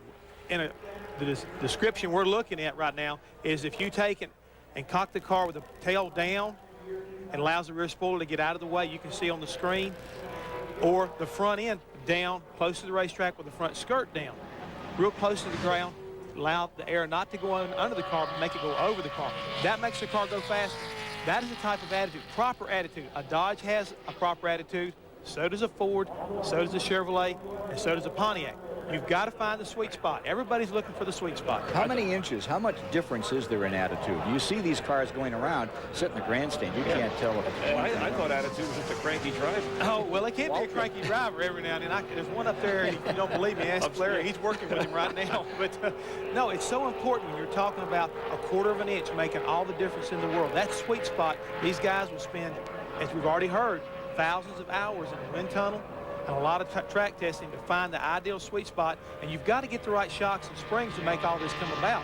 But these guys work, I mean, the last 2 months, they've been focused totally on making this car run for 2 laps at Daytona to get the best possible starting spot. So attitude is everything. All right, and Dale Jarrett has attitude with that. A 3-time winner, won the pole last year, expects his car to do well in that area.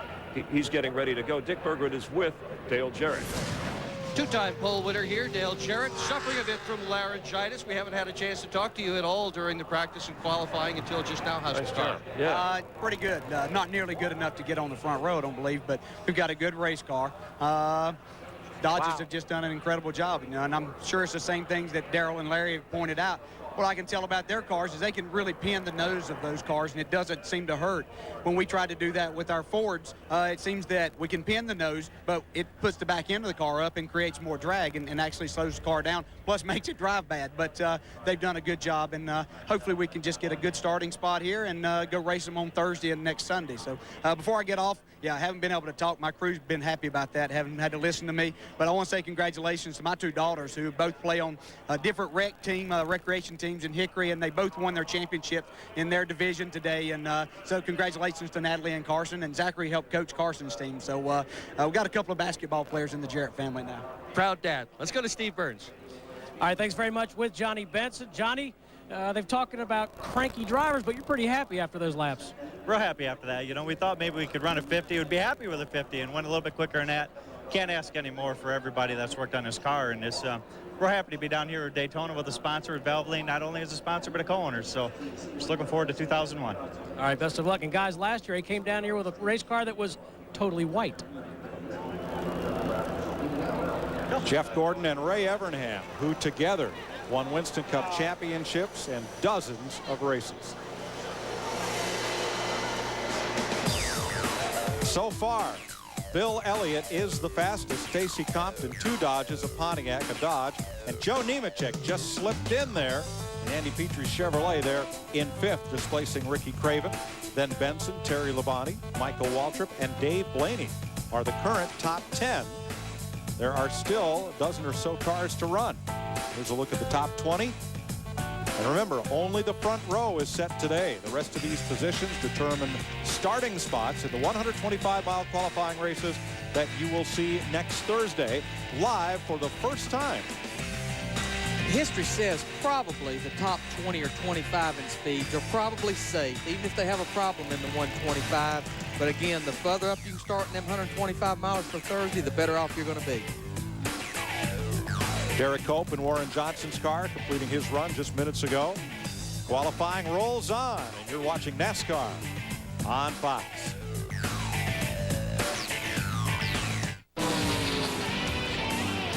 Eight days to the Daytona 500.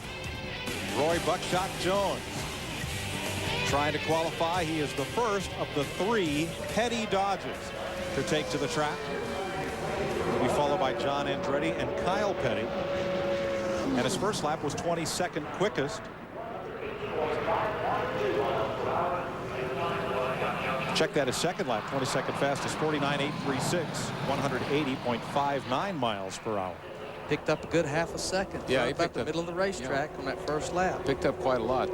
Mark Tudor's his crew chief, and Mark, I was talking to him a little bit there, and he said they've really been struggling again. I hate to keep saying it, but with the balance. And that's a good 2/10 faster than they practiced. Yeah, that's a good pick. The Buckshot Jones car. Steve Burns. And with Bobby Labonte. Bobby, this morning you said you weren't really sure what you were going to have. How do you feel after the runs?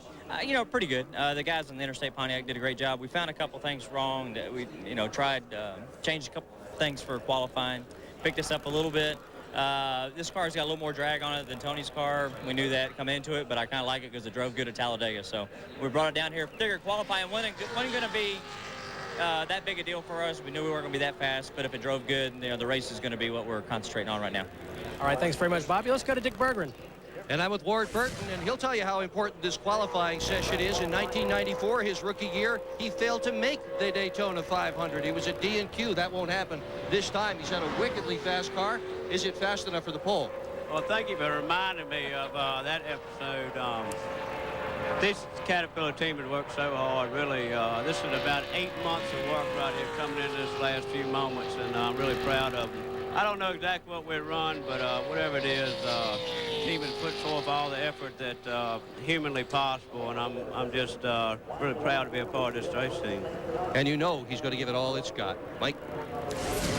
You know, Mike, other than Everham's bunch, all these other guys have had to run the regular schedule. They had to run races last year, as well as build and develop these Dodge cars. So they've had it doubly hard. Is where Ray is just concentrating on his own deal. These guys have had to race and build cars. On the track now is the Hendrick Chevrolet of Jerry Nadeau. Nadeau, who won the season closer at Atlanta, trying for his 4th 500. Former former Outlaw Modified driver and open wheel racer. Ran Formula Opel in Europe, which is certainly a different path to get to Winston Cup. Well, I kept thinking last year that he was going to be the next first-time winner, and I thought I was going to be wrong, but he pulled that thing out of Atlanta. And talked to Rick Hendrick, and Rick says that this team is primed.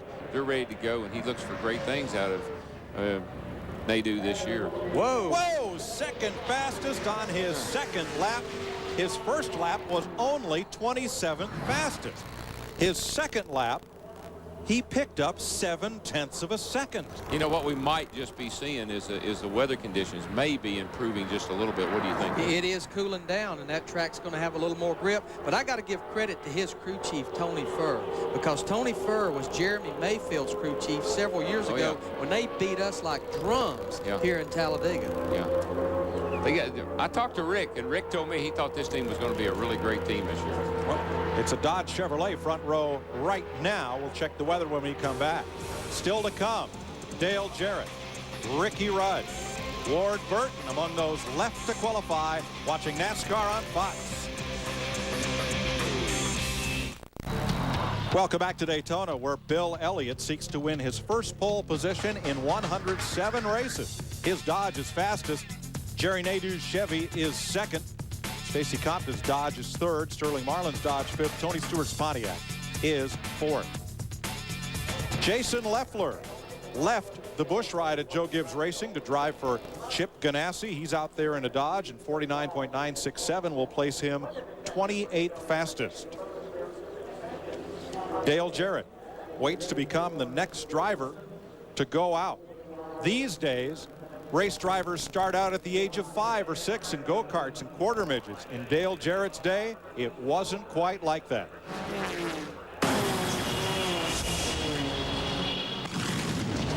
The first time that I got in a race car wasn't until I was 20 years old, but at Hickory Speedway, when I finally got to run that first race on that Saturday night. I think it was in April of 1977. It was a Chevrolet Nova that Andy Petrie and Jimmy Newsom had built, and it wasn't probably the best race car, but it worked for us. I told my dad when I got out, I said, you know, I've done a lot of exciting things in my life, but this is what I said I wanted to do as a kid, and now that I've had that chance, I don't know how I'm going to do it, don't have the money to do it, but this is what I want to do.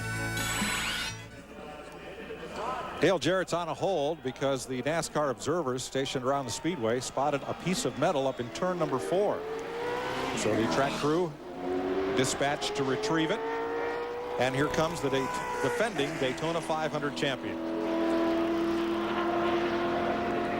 Still to come, there's the list of drivers yet to make a qualifying attempt, and there are some potential pole sitters there. Oh, yeah. Steve Burns. Mike with Joe Nemechek. Joe, looks like smiles all around for your guys. Oh, it's a really good lap for our Oakwood home Chevy. Guys been working hard. I didn't really expect to run that fast. And how'd you do it? Well, Andy and all the guys, they put the tune-up on it, and it always picks up. Same car we were on the pole with at Talladega last year. You know, kind of disappointed. We thought we could run a little bit quicker. I think my teammate, Bobby Hamilton, here is going to have a shot at running faster than I do. So it's just a good weekend. You know, we got a good time to fall back on.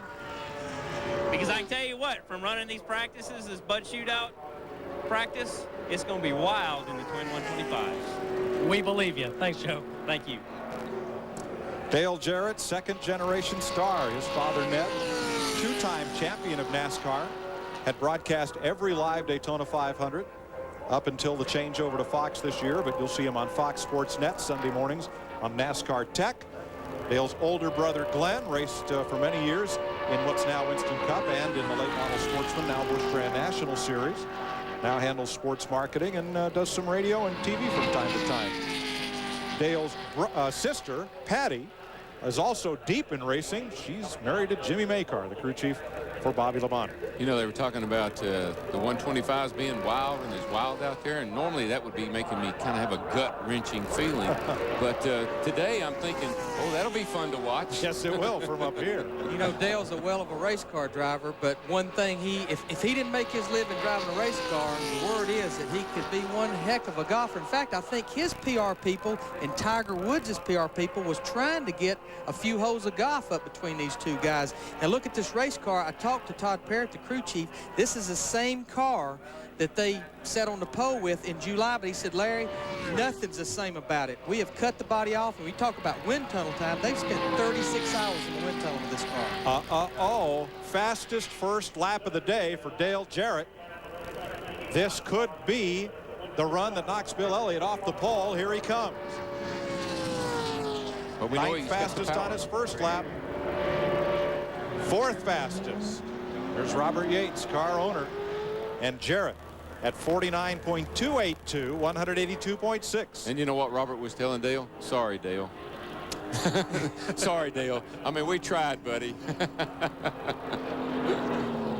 All right, the man who right now is second, Steve Burns. The last time Jerry Nadeau started second, he won.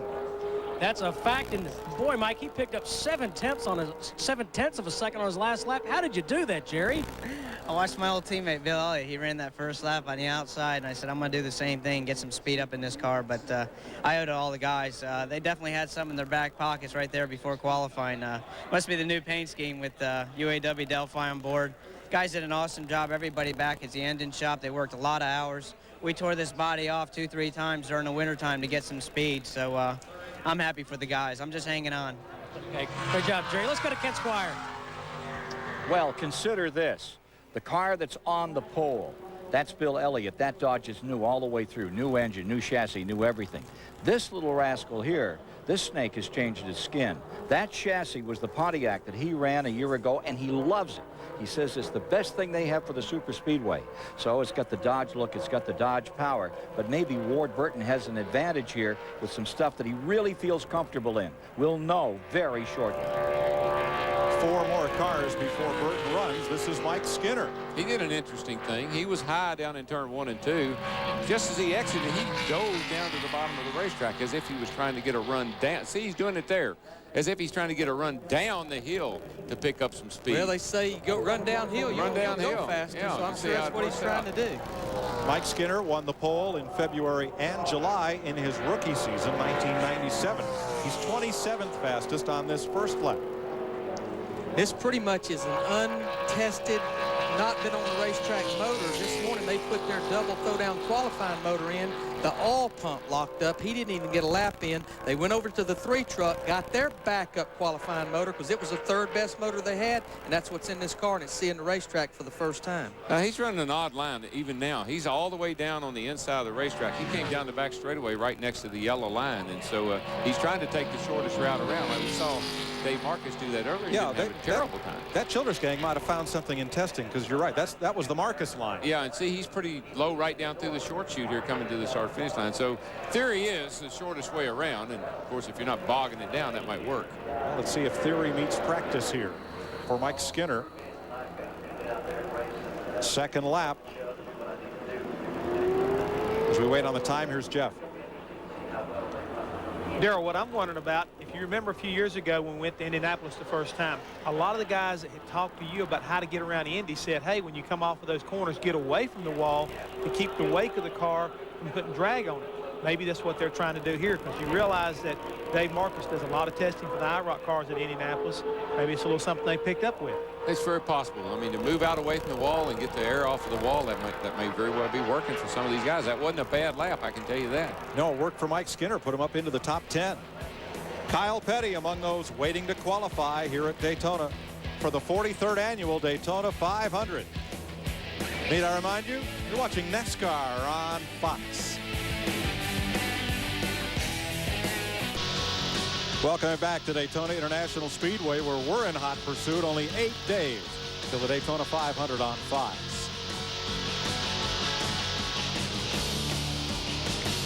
Later today, Discount Auto Parts 200 for the Goodies Dash Series. That's on FX at 4:30 p.m. Eastern Time live.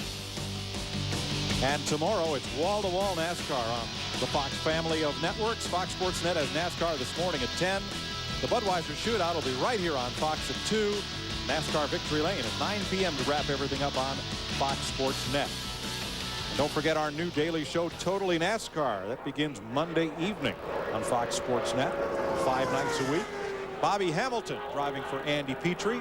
Takes over the seat vacated by Kenny Wallace this year. 49.573 seconds for Bobby Hamilton. And that'll place him 13th fastest thus far. Here's Ricky Rudd driving for Robert Yates, number 28, former outside pole sitter here for the 500. Yeah, this is the best that car's looked as far as its attitude and going around the racetrack. Larry, looks like they've done a little homework there. The 83 pole sitter on the speedway, his teammate trackside with Steve. And Dale Jarrett will not be on the pole, but all things considered, are you happy with what you ran, Dale? I think we're happy with what we ran.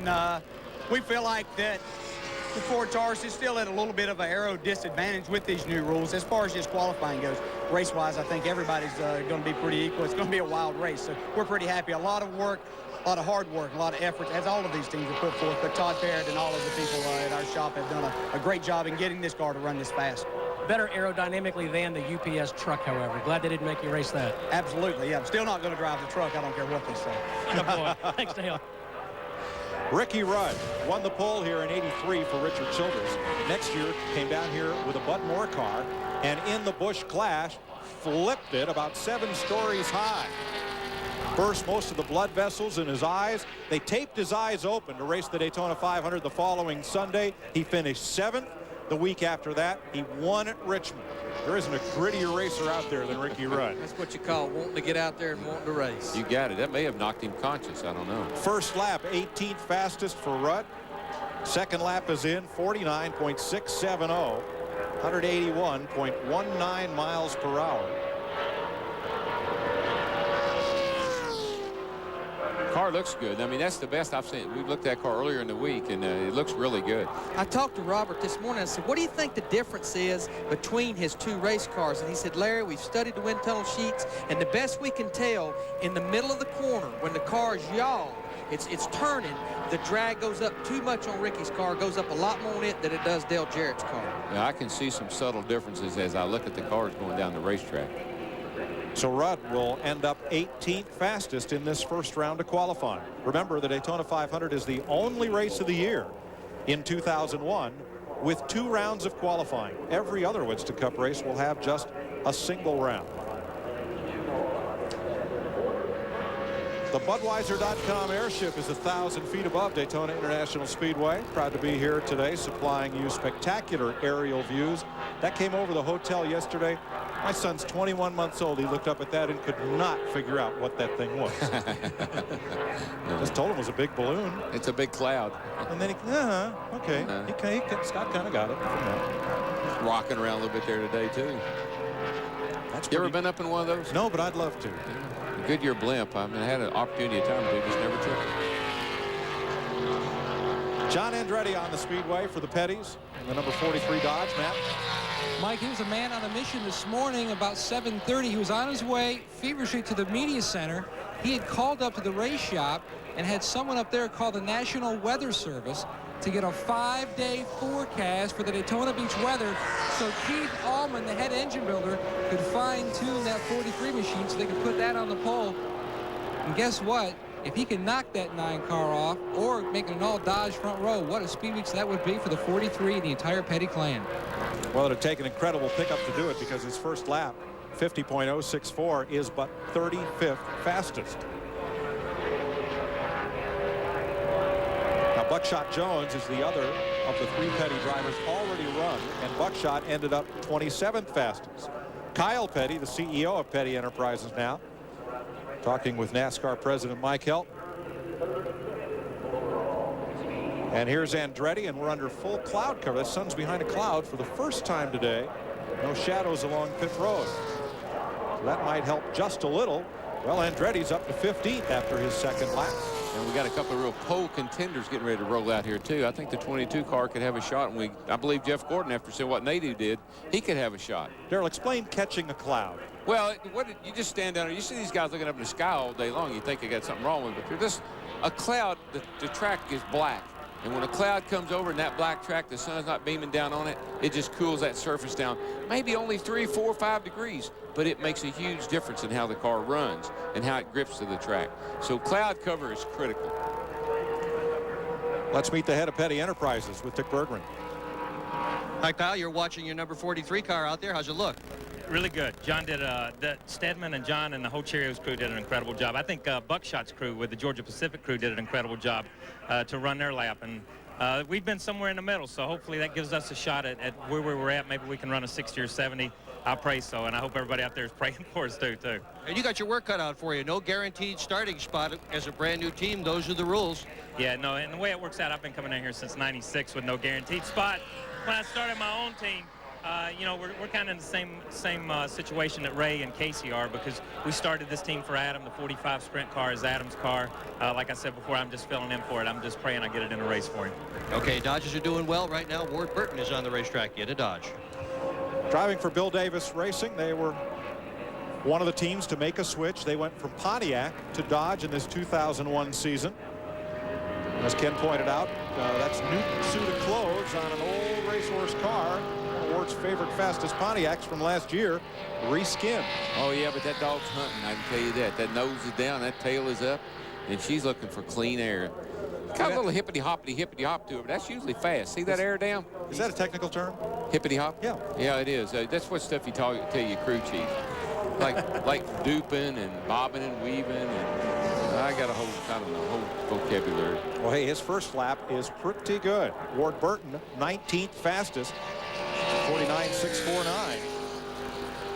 That's top 10 material coming up here. You got that. Looking for his 7th Daytona 500 start. Qualified 6th here last year. See his air down. I mean, it's down there right where you want it to be. He was 3rd quickest in practice this morning, really throughout the entire winter tested, not only at Daytona but at Talladega, which a lot of teams go there because you can only come here one time. He was consistently not only one of the fastest Dodge, but one of the fastest race cars in general. Coming to the clock, Ward Burton on his 2nd lap, another of the favorites for the front row, and he is 6th fastest. 182.4 miles an hour, picks up 0.3 of a second on his 2nd lap. Jeff Gordon comes onto the speedway. He's one of the 3 drivers we asked to describe just the feeling of coming here and running the Daytona 500. I tell you what, clean living right must be going his way, because right now you got, I mean, the cloud just drug right. I mean, this is cloudy as it's been all day. Big old puffy cloud rolls in. So far, he's living large. Let's get the comments of those 3 drivers.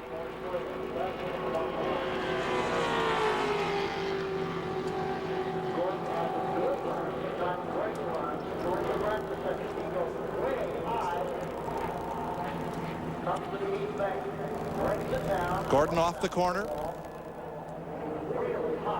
He had it up against the fence now. He took her up there. He's taking the high line here to get started anyway. I don't know if he'll carry that all the way through or not, but that was definitely the highest I've seen anybody come off turn 4. In the 2 days of practice, he's not been anybody that's kind of shined. He was 12th fastest in practice, but Darrell, I've seen it February after February. He'll be 10th, 12th, 14th fastest. When he goes to qualify, in fact, we talk about what teams do to cars to get them ready for qualify. I saw 2 guys under the car over in the garage with 2 heat guns, one on each side, heating up the rear hubs, just trying to make those hubs just as hot as they can be. Yeah, oh, heat's a big deal in some areas, for sure. He's got a little small opening right at the top of his grill, and that car has a really nice ride to it right now. You can see the opening right up here. Looks like that's kind of what all the good fast Chevrolets have been doing. Pole sitter in 99. Winner of the 500 twice. Ooh, first lap, 24th fastest. I'd be a little worried about that. Dick Berggren, what's the vibe? Let's ask Robbie Loomis what the vibe is. He's crew chief. What do you think? We have to wait and see till he gets back to the 2nd lap. You know, ran real high that 1st lap. Yeah, he did. A lot of cars been picking up a lot. If it'll pick up like some of them did, we'll be in real good shape. They tried to keep the engine on this car really, really cool. That's one of the reasons they were late to the line. You know, it seems like such a contradiction. We talk about heating up some parts, cooling down other parts. Right. But that's what it takes to make these things go fast. You want the oil hot, you want the hubs hot, the rear end transmission grease hot, but you want that water cool. It's a big compromise. It is. Jeff Gordon completes his run. New paint scheme for his Rick Hendrick Chevrolet this year. Moves him up to 6th. Yeah. They seem to be happy with that. Robbie's high-fiving everybody. He's happy with that. 182.5 miles an hour, 49.322. So they picked up nearly half a second on their 2nd lap. Steve Burns. And Ward Burton just out of his race car. Ward in the top 10, it looks like. Yeah, it was a good lap for us. I tell you what, Caterpillar team has really worked hard in the last 8-9 months developing this car, and all the cars we're getting ready to start running, really proud of them. Ward, are you surprised at how quickly these Dodges having getting around the racetrack? Brand new program. All we had to go by was testing with ourselves or with Dodgers. So this is the first opportunity we've had to rank up against the competition. Pretty happy right now. I mean, I think that obviously we've spent a lot of time, not only in wind tunnel, but on the racetrack getting ready for this event. So, you know, it's early to say how good or how bad we're going to be, but I got a great guy, and that's what it's all about. Thank you, Ward. On the track is Casey Atwood, but something's happened to Jeff Gordon. I believe he may have no brakes. Exactly. I can tell you exactly what happened. We talk about what teams do for qualifying. They don't use the brakes qualifying, and what they'll do, they'll actually push the pads away from the rotor. That's less friction, and what you got to do as a crew chief when he's on the backstretch after completing his lap is pump your brakes up. Somebody didn't tell Jeff Gordon to pump his brakes up. He's trying to get stopped, and he definitely will not make it back around. So wisely, instead of turning down pit road, he stayed out on the apron of the racetrack. Now, that will not affect Casey Atwood's speed. Atwood will take the white flag, and they'll try to get Gordon to turn in away from the apron. So here is Atwood, the rookie driver from Nashville, Tennessee, paired with the veteran Bill Elliott for Ray Evernham Motorsports in the Dodge. I said earlier, they had no shot at a provisional starting spot. They had to race their way in, forgetting that Atwood drove a couple of races toward the end of the season for Evernham to get a little Winston Cup experience. So they do have some owner points, probably not enough to get in on a provision. Probably not enough. You know, they're probably way back in the 40-something in owner points, and to really maybe use one of those provisionals, you need to be at least maybe the top 35 right in there. Yeah, he'll be eligible for a provisional, but they'll never get to him is the problem. So here comes Atwood. 50.405 is the first lap.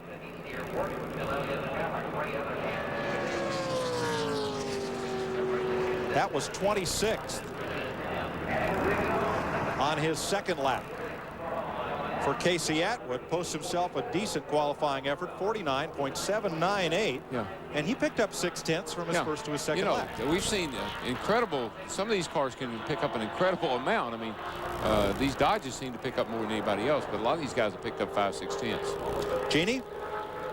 Well, guys, so far so good for Bill Elliott, but it is not over yet. As a matter of fact, he is inside his hauler right now, watching Fox, watching the race, watching the final guys get out on the track. He's with his chaplain. Now, that should not be taken as anything else, but he's trying to make this a very peaceful time because there's a lot of emotion involved here, a lot of emotion involved in him getting on with the Dodge team. And this would be his first pole since '97 at Richmond. So he's thinking about this. And remember, guys, he's taken the pole here 3 times back in the mid-'80s. 2 of those times he actually went on to win the Daytona 500. So this is big stuff, and he's in there thinking about it. Matt? Jeannie, young Patrick Donahue, 26 years old, rookie driver. You're a rookie crew chief. You did pick up a few tenths, but did you expect more? No, that's our best lap today, actually all weekend for 2 days. So I'm pleased. You know, I got a teammate looks like almost on the pole with one of those Dodges. So we can go talk to them guys, and if we need to, we'll go second round. And we know what they got. We're real close, but like I said, you're a rookie, and it's my first time here in a long time. So we did all we could do. The guys did a good job back in the shop. Everybody worked hard at Evernham Motorsports. So, I mean, we'll just get that Dodge up to speed, and we'll see what happens. Did you sleep well last night being a rookie crew chief, your first 500 as a crew chief? Well, I had a dinner by myself and this little diner down in Steve's famous diner down there on A1A, and collected my thoughts and did some notes, and I was sleeping by about 9 o'clock, but I woke up without the alarm clock, I can tell you that. What was the analogy you were telling me this morning about the movie? Well, any given Sunday, I was watching that the other day. The quarterback just lifted his helmet and just lost it right there in the field every game. But right before we went, I wasn't feeling real good, so I made it, though. Thank you. Kyle Petty, son of the 7-time Daytona 500 winner and grandson of one of NASCAR's first racing champions. Kyle in a Dodge in 1979. He came here in a Dodge that was out back at Penny Enterprises. He got on Richard for months and months. I want to go race. I want to go race. He said, take this old Dodge Magnum down to Daytona. And Kyle won his very first auto race, the ARCA 200. Yeah, and I have to give Kyle a lot of credit. He's been under a lot of pressure working with his race team and what happened to Adam. And trying to get this program turned around. He's been under a lot of pressure, and he's doing a great job, and he's got a lot of fortitude. He's one of my heroes. Yeah, he's mine too. 49.839 seconds on his second lap will put Kyle Petty 32nd in the order. Have y'all noticed those red shirts keep getting redder? I mean, I don't know. They started out. Oh, that's what it is. There's more of them. That's what it is. Showing up.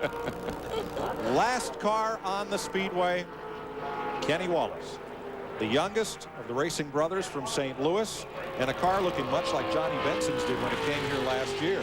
Now, Wallace left a solid ride at Andy Petrie Racing to come and drive for Eel River Racing. They had several sponsor deals all but put together. Come down here sponsorless, and Kenny Wallace told us yesterday on Fox Sports Net, if we can do good things will happen to this team. We hope to leave here with a sponsor for the season. Has an outside pole. Trying to put this car in the Daytona 500. Well, this is one of those times as a car owner. I know what it takes to get here. I know how much money has to be spent. And, buddy, you're sitting there thinking, will that phone please ring? You're sitting there a nervous wreck because you put a lot of your own cash into this deal, and you can't do it without sponsors. Well, you came down here once in a worse situation. You came down with a sponsor on the car, but they were off it very quickly. I came with a sponsor and no check. Right. I learned a valuable lesson. Get the money first. Now, yesterday in the mail at the team office came sponsorship in the form of $15 from a chief petty officer in the Navy who's a Kenny Wallace fan, wanted to see his favorite driver do well. Wow. You know, it's got to help. It can't hurt. You know, if you could get a bunch of people together would do that, it might pay the tire bill for down here at Daytona. Yeah, it would take a bunch. It would take quite a few. But that's a great gesture. 46th fastest for Kenny Wallace. There are 52 cars here. One of those is the backup car for Dave Marcus, Dwayne Leake, who is not taking the qualifying time. So 51 cars go on the clock. Bill Elliott's got about 10 or 12 seconds to wait here to see what the outcome's going to be. They are pushing his car toward victory circle now as we speak. And unless a 70-mile-an-hour wind kicks up behind Kenny Wallace, it will be a Dodge, honored as the pole winner for the 500. Last car across the stripe, Kenny Wallace in the number 27 Pontiac. Final run of the day, 39th fastest, 50.033. And Bill Elliott has won his 50th career Winston Cup pole position. 4th in the Daytona 500, 4th pole. That's hard to believe. And he's saying that's hard to believe. And he's on the way to victory lane. Matt? Well, Ray, congratulations. You felt you were cautiously optimistic about your chances just to make the top 25, but let alone you're on the pole. Congratulations. Thank you. You know, Bill Elliott is fantastic, and he and Mike Ford are a heck of a pair. And all the people that worked on this program, you know, people work so hard at Dodge and all the other teams, you know, this is, man, it's unbelievable. You know, like I said, old Bill Elliott, he's got a trick or two up his sleeve, but he and Mike Ford, you know, Lou Patain, all the people at Dodge, and all my Dodge dealers out there, just it's just unbelievable, Matt. I don't know what to say. You were not happy with the times turned in during your winter test session. What did you guys do to the cars to find the speed in just a few short weeks before speed weeks? Well, honestly, everybody's worked hard. Our engine shop's been running 24 hours a day. There's been a constant flow of Dodge engineers at our shop. The guys at the car shop have been working unbelievable hours. They're probably right there now watching. It's just been an awful lot of work, and nobody ever gave up and paid attention to detail and didn't complain. And like I said, a lot of people made a lot of sacrifice. A lot of wives and kids didn't get to see their husbands over the winter, and it's paid off. Congratulations, Jeannie. Bill Elliott, nothing like this walk or this ride to victory lane. What an incredible start to this season and an emotional turn for you joining the Dodge team. How are you feeling right now? Well, you know, looking at last year where we ended up third, and we had an awful good run with Mike and all the guys, and they did an excellent job. And, you know, my hat's off to the crew. I'm proud of the crew for what they've done. It's hard. It's all the guys' work, you know, from Ray to the motor guys to the chassis guys and everybody back at the shop, because that's what makes this, you know, puts this all together and puts it in perspective, is, you know, having a good sponsor like Dodge dealers behind you and all the associates that we have. It's a part of what NASCAR is all about today. Great day for Dodge, great day for you. I know you have a couple of appointments. A few people want to talk to you, so we'll let you go. Congratulations. Well, I'm happy for Jerry, too. He ran a good second here, so we'll see what happens. Yeah, and what a diverse front row. Elliott grew up racing dirt tracks in North Georgia, where his dad was a car dealer. Nadeau grew up in Connecticut. His dad was a roofer, and he raced open-wheel cars in Europe. We'll be right back with more NASCAR on Fox.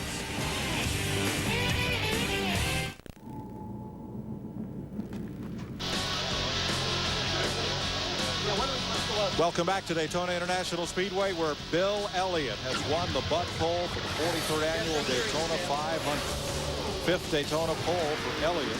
164th time that a Dodge has started first in a Winston Cup race, but the first time since 1978. And there's the man that will lead them down to the green flag a week from tomorrow.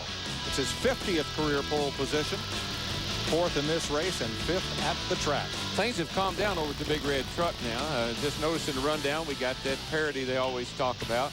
Got all four manufacturers in the top five. Can't anybody complain. Nope. Go work on your own car, because they will run.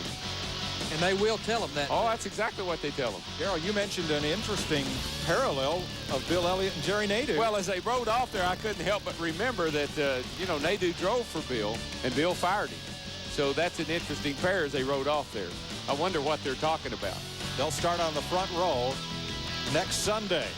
Bet you it ain't no Dodge. A Dodge, a Chevy, a Dodge, a Ford, and a Pontiac. That's our top five, as Darrell pointed out. There's the rest of your top 10 fastest qualifiers, and we'll take you all the way down through the field. Yeah, you had 4 Chevrolets, 4 Pontiacs, 1 Ford, and 4 Dodges there in the mix. So, again, not bad, Darrell. Not bad. They got them spread out pretty well. Looks like they know what they're doing. Rusty Wallace, 23rd. Now Earnhardt, 28. And, you know, Mark Martin, he can't be too unhappy. I mean, I know 27's not great, but good grief, he was at the bottom of the list all day yesterday. Schrader, a 3-time pole winner, 29th. Dave Marcus trying to extend his record for the most Daytona 500 starts. He is 34th after first day qualifying. There will be one more round of qualifying. And poor old Jeremy Mayfield, they have got to do something to his hot rod. And Morgan Shepherd, 51st. Dwayne Leake chose not to take time in this first round. In victory lane, Dick Berggren. Bill Elliott for the very 4th time, pole for the Daytona 500. You had not been anything like the fastest man here at Daytona until it really counted. Where did you get the speed this afternoon? Ask this guy. That guy is Ray Evernham. Let's do just that. Where did the speed come from? You better ask Mike Ford. He's the one. You know, honestly, just happy to be part of this Dodge program. But Mike Ford and all of the guys at the engine shop and the race shop have really worked hard. And I think Bill got after it when the time was right. There were some differences. What else? What changed, Bill, between practice and today? Well, yesterday we ran a practice engine. I mean, it was a good engine, but they went for a full-blown qualifying motor this morning. We ran 1 lap. You know, and then, you know, by the time you get it all ready to qualify and you lay everything down, and it surprised me how well it ran the 2nd lap. We didn't hardly have enough oil temperature in it the 1st lap because, you know, we were pretty early going out in qualifying, and we didn't get a chance to keep it plugged up good. But the thing picked up and ran very well on the 2nd lap. And, you know, Mike and all the guys, just like Ray said, I mean, they're the ones that put this deal together and make it happen. The ones that dedicated week in and week out to putting this program together. You know, last year I came in here and I qualified 3rd for the Daytona 500, and we missed it by just a little bit, and went to Talladega and missed it by just a little bit. And this time I told somebody in the truck I'd like to have done it while I was still a car owner, but I'm tickled for Ray and all the guys. Oh, good run this afternoon. Jerry Nadeau, great run for you as well. You're another guy that wasn't fast until it really counted. They tossed a new motor in that car. How important was that? Well, practice, really, you're just going out there and practicing. I think the guys pulled something out of their back pockets like they always do every time we go out to qualify. So I'm excited. I mean, Tony, I owe it to all the guys back at the engine shop. They worked real hard on the engines, and I know this car that we actually qualified today, we took the body off this thing about 3 times during the winter trying to get as much speed out of it, and sure did go pretty good today. Must be the new paint scheme with UAW Delphi on board, too. Breathing a sigh of relief now that it's over? I really am. I think my crew chief is the most. I tell you, people don't realize how much work there is involved just to go fast for 2 laps here. The driver really, we're just hanging on and turning the wheel and trying to be as smooth as I can. But with the restrictor plates, with all the stuff to deflect the air to make the car slower, man, you got to really work your butts off. You really got to use your head to get speeds out of the car, and Tony and the guys, they really used their head today. So did Jerry Nadeau. There's your front row. Bill Elliott on the pole. Jerry Nadeau will start on the outside pole for the Daytona 500. And the rest of the field will be set next Thursday in the 125-mile qualifying races. Those will be televised live for the first time. Now, later today, switch over to FX for live coverage of the Goodies Dash 200 about half an hour from now, and we'll be right back here to Daytona after this. Daytona, and be with us tomorrow on Fox, 2 o'clock Eastern, Budweiser Shootout. That's not a spring break frat party. That's a lot of fun, and you'll see it live right here as some of the best drivers, almost an all-star race in the Budweiser Shootout. And here at Daytona International Speedway, the question was, would Dodge have all their ducks in a row as they arrived back on the scene at NASCAR, and Bill Elliott proving certainly yes. They certainly did, as Bill Elliott with the pole position, and 4 of the top fastest cars were Dodges. We're back with Jeff Hammond and Ken Squire. We have our little mouthpieces on. I feel like Britney Spears, and oops, I did it again, is what Bill Elliott is saying. But I guess the question now, Jeff, is yeah, they can run 1 fast lap, but can Dodge do this over the long haul of the Daytona 500? Best thing I can say is tune in tomorrow, because in that race tomorrow, it's going to be an opportunity for those guys to get to see what their car can do under race conditions. They look pretty good in practice, but now they got to see how far they can go. 500 miles is a long ways for anybody, so now it's a situation where how far can they go tomorrow as well as in 125s, and can they, maintain that kind of rhythm? And Ken Squire going with Bill Elliott, Ray Evernham choosing a familiar face, a popular driver, to help put Dodge back on the map, and they certainly have done that so far big time. Yeah, there were a lot of second guessers that said at 45 years of age, hadn't won a race in several years, that Bill Elliott was a poor choice. Well, Evernham so far has proven them absolutely wrong, and tomorrow is going to be exciting to see as he works against this 18-car field, or 17 other cars. If that Dodge is ready to run in traffic, that's going to be something to really watch. All right, the last 2 pole winners have gone on to win the Daytona 500. This is a record-tying 4th Daytona 500 pole for Bill Elliott. The last time he won the pole, he won the Daytona 500. Right now, let's go to Dick Berggren. Well, it was 1 year ago today, right here in Victory Lane, that Dodge announced that it was coming back to Winston Cup. An incredible accomplishment to sit on the pole just 1 year later. Matt? And Dick, a new engine going into 3-car. Dale Earnhardt, 28th fastest. He will have to do a stellar job on Thursday in the Twin 125s, a race that he never lost in the 90s. Steve? Matt, Dale Jarrett won the Daytona 500 from the pole a year ago. You know what? He'll be starting near the front, 4th fastest today. He's trying to win his 4th Daytona 500. Jeannie? Well, the 92 car is finishing the day pretty much where it started, in inspection, but the mood is much lighter now for Stacey Compton with a 3rd place finish, and you'll notice he's also behind Bill Elliott here, but so is everybody else today. Chris? All right, Jeannie, thank you very much. More racing later today. Check out FX on your cable system, as we will have the Dash, and on Thursday, the Gatorade Twin 125s, more of the field will be determined, but the front row, this is the first ever live telecast that you will see of the Twin 125s. The front row has been established. Bill Elliott in a Dodge, Jerry Nadeau in a Chevrolet. By the way, the last Dodge to win the Daytona 500, Richard Petty, in 1974. Hope you've enjoyed our coverage. For Darrell Waltrip, for Larry McReynolds, for Mike Joy, Ken Squire, Jeff Hammond, and our entire pit reporting crew, I'm Chris Meyer. Thanks for watching us here. We'll see you on FX later today, and then the Budweiser Shootout tomorrow on Fox, the Goodies Dash 200 on FX. For all of us, thanks for watching. Have a safe drive home. It's been a great day for Dodge. We'll see you next time right here on Fox Racing.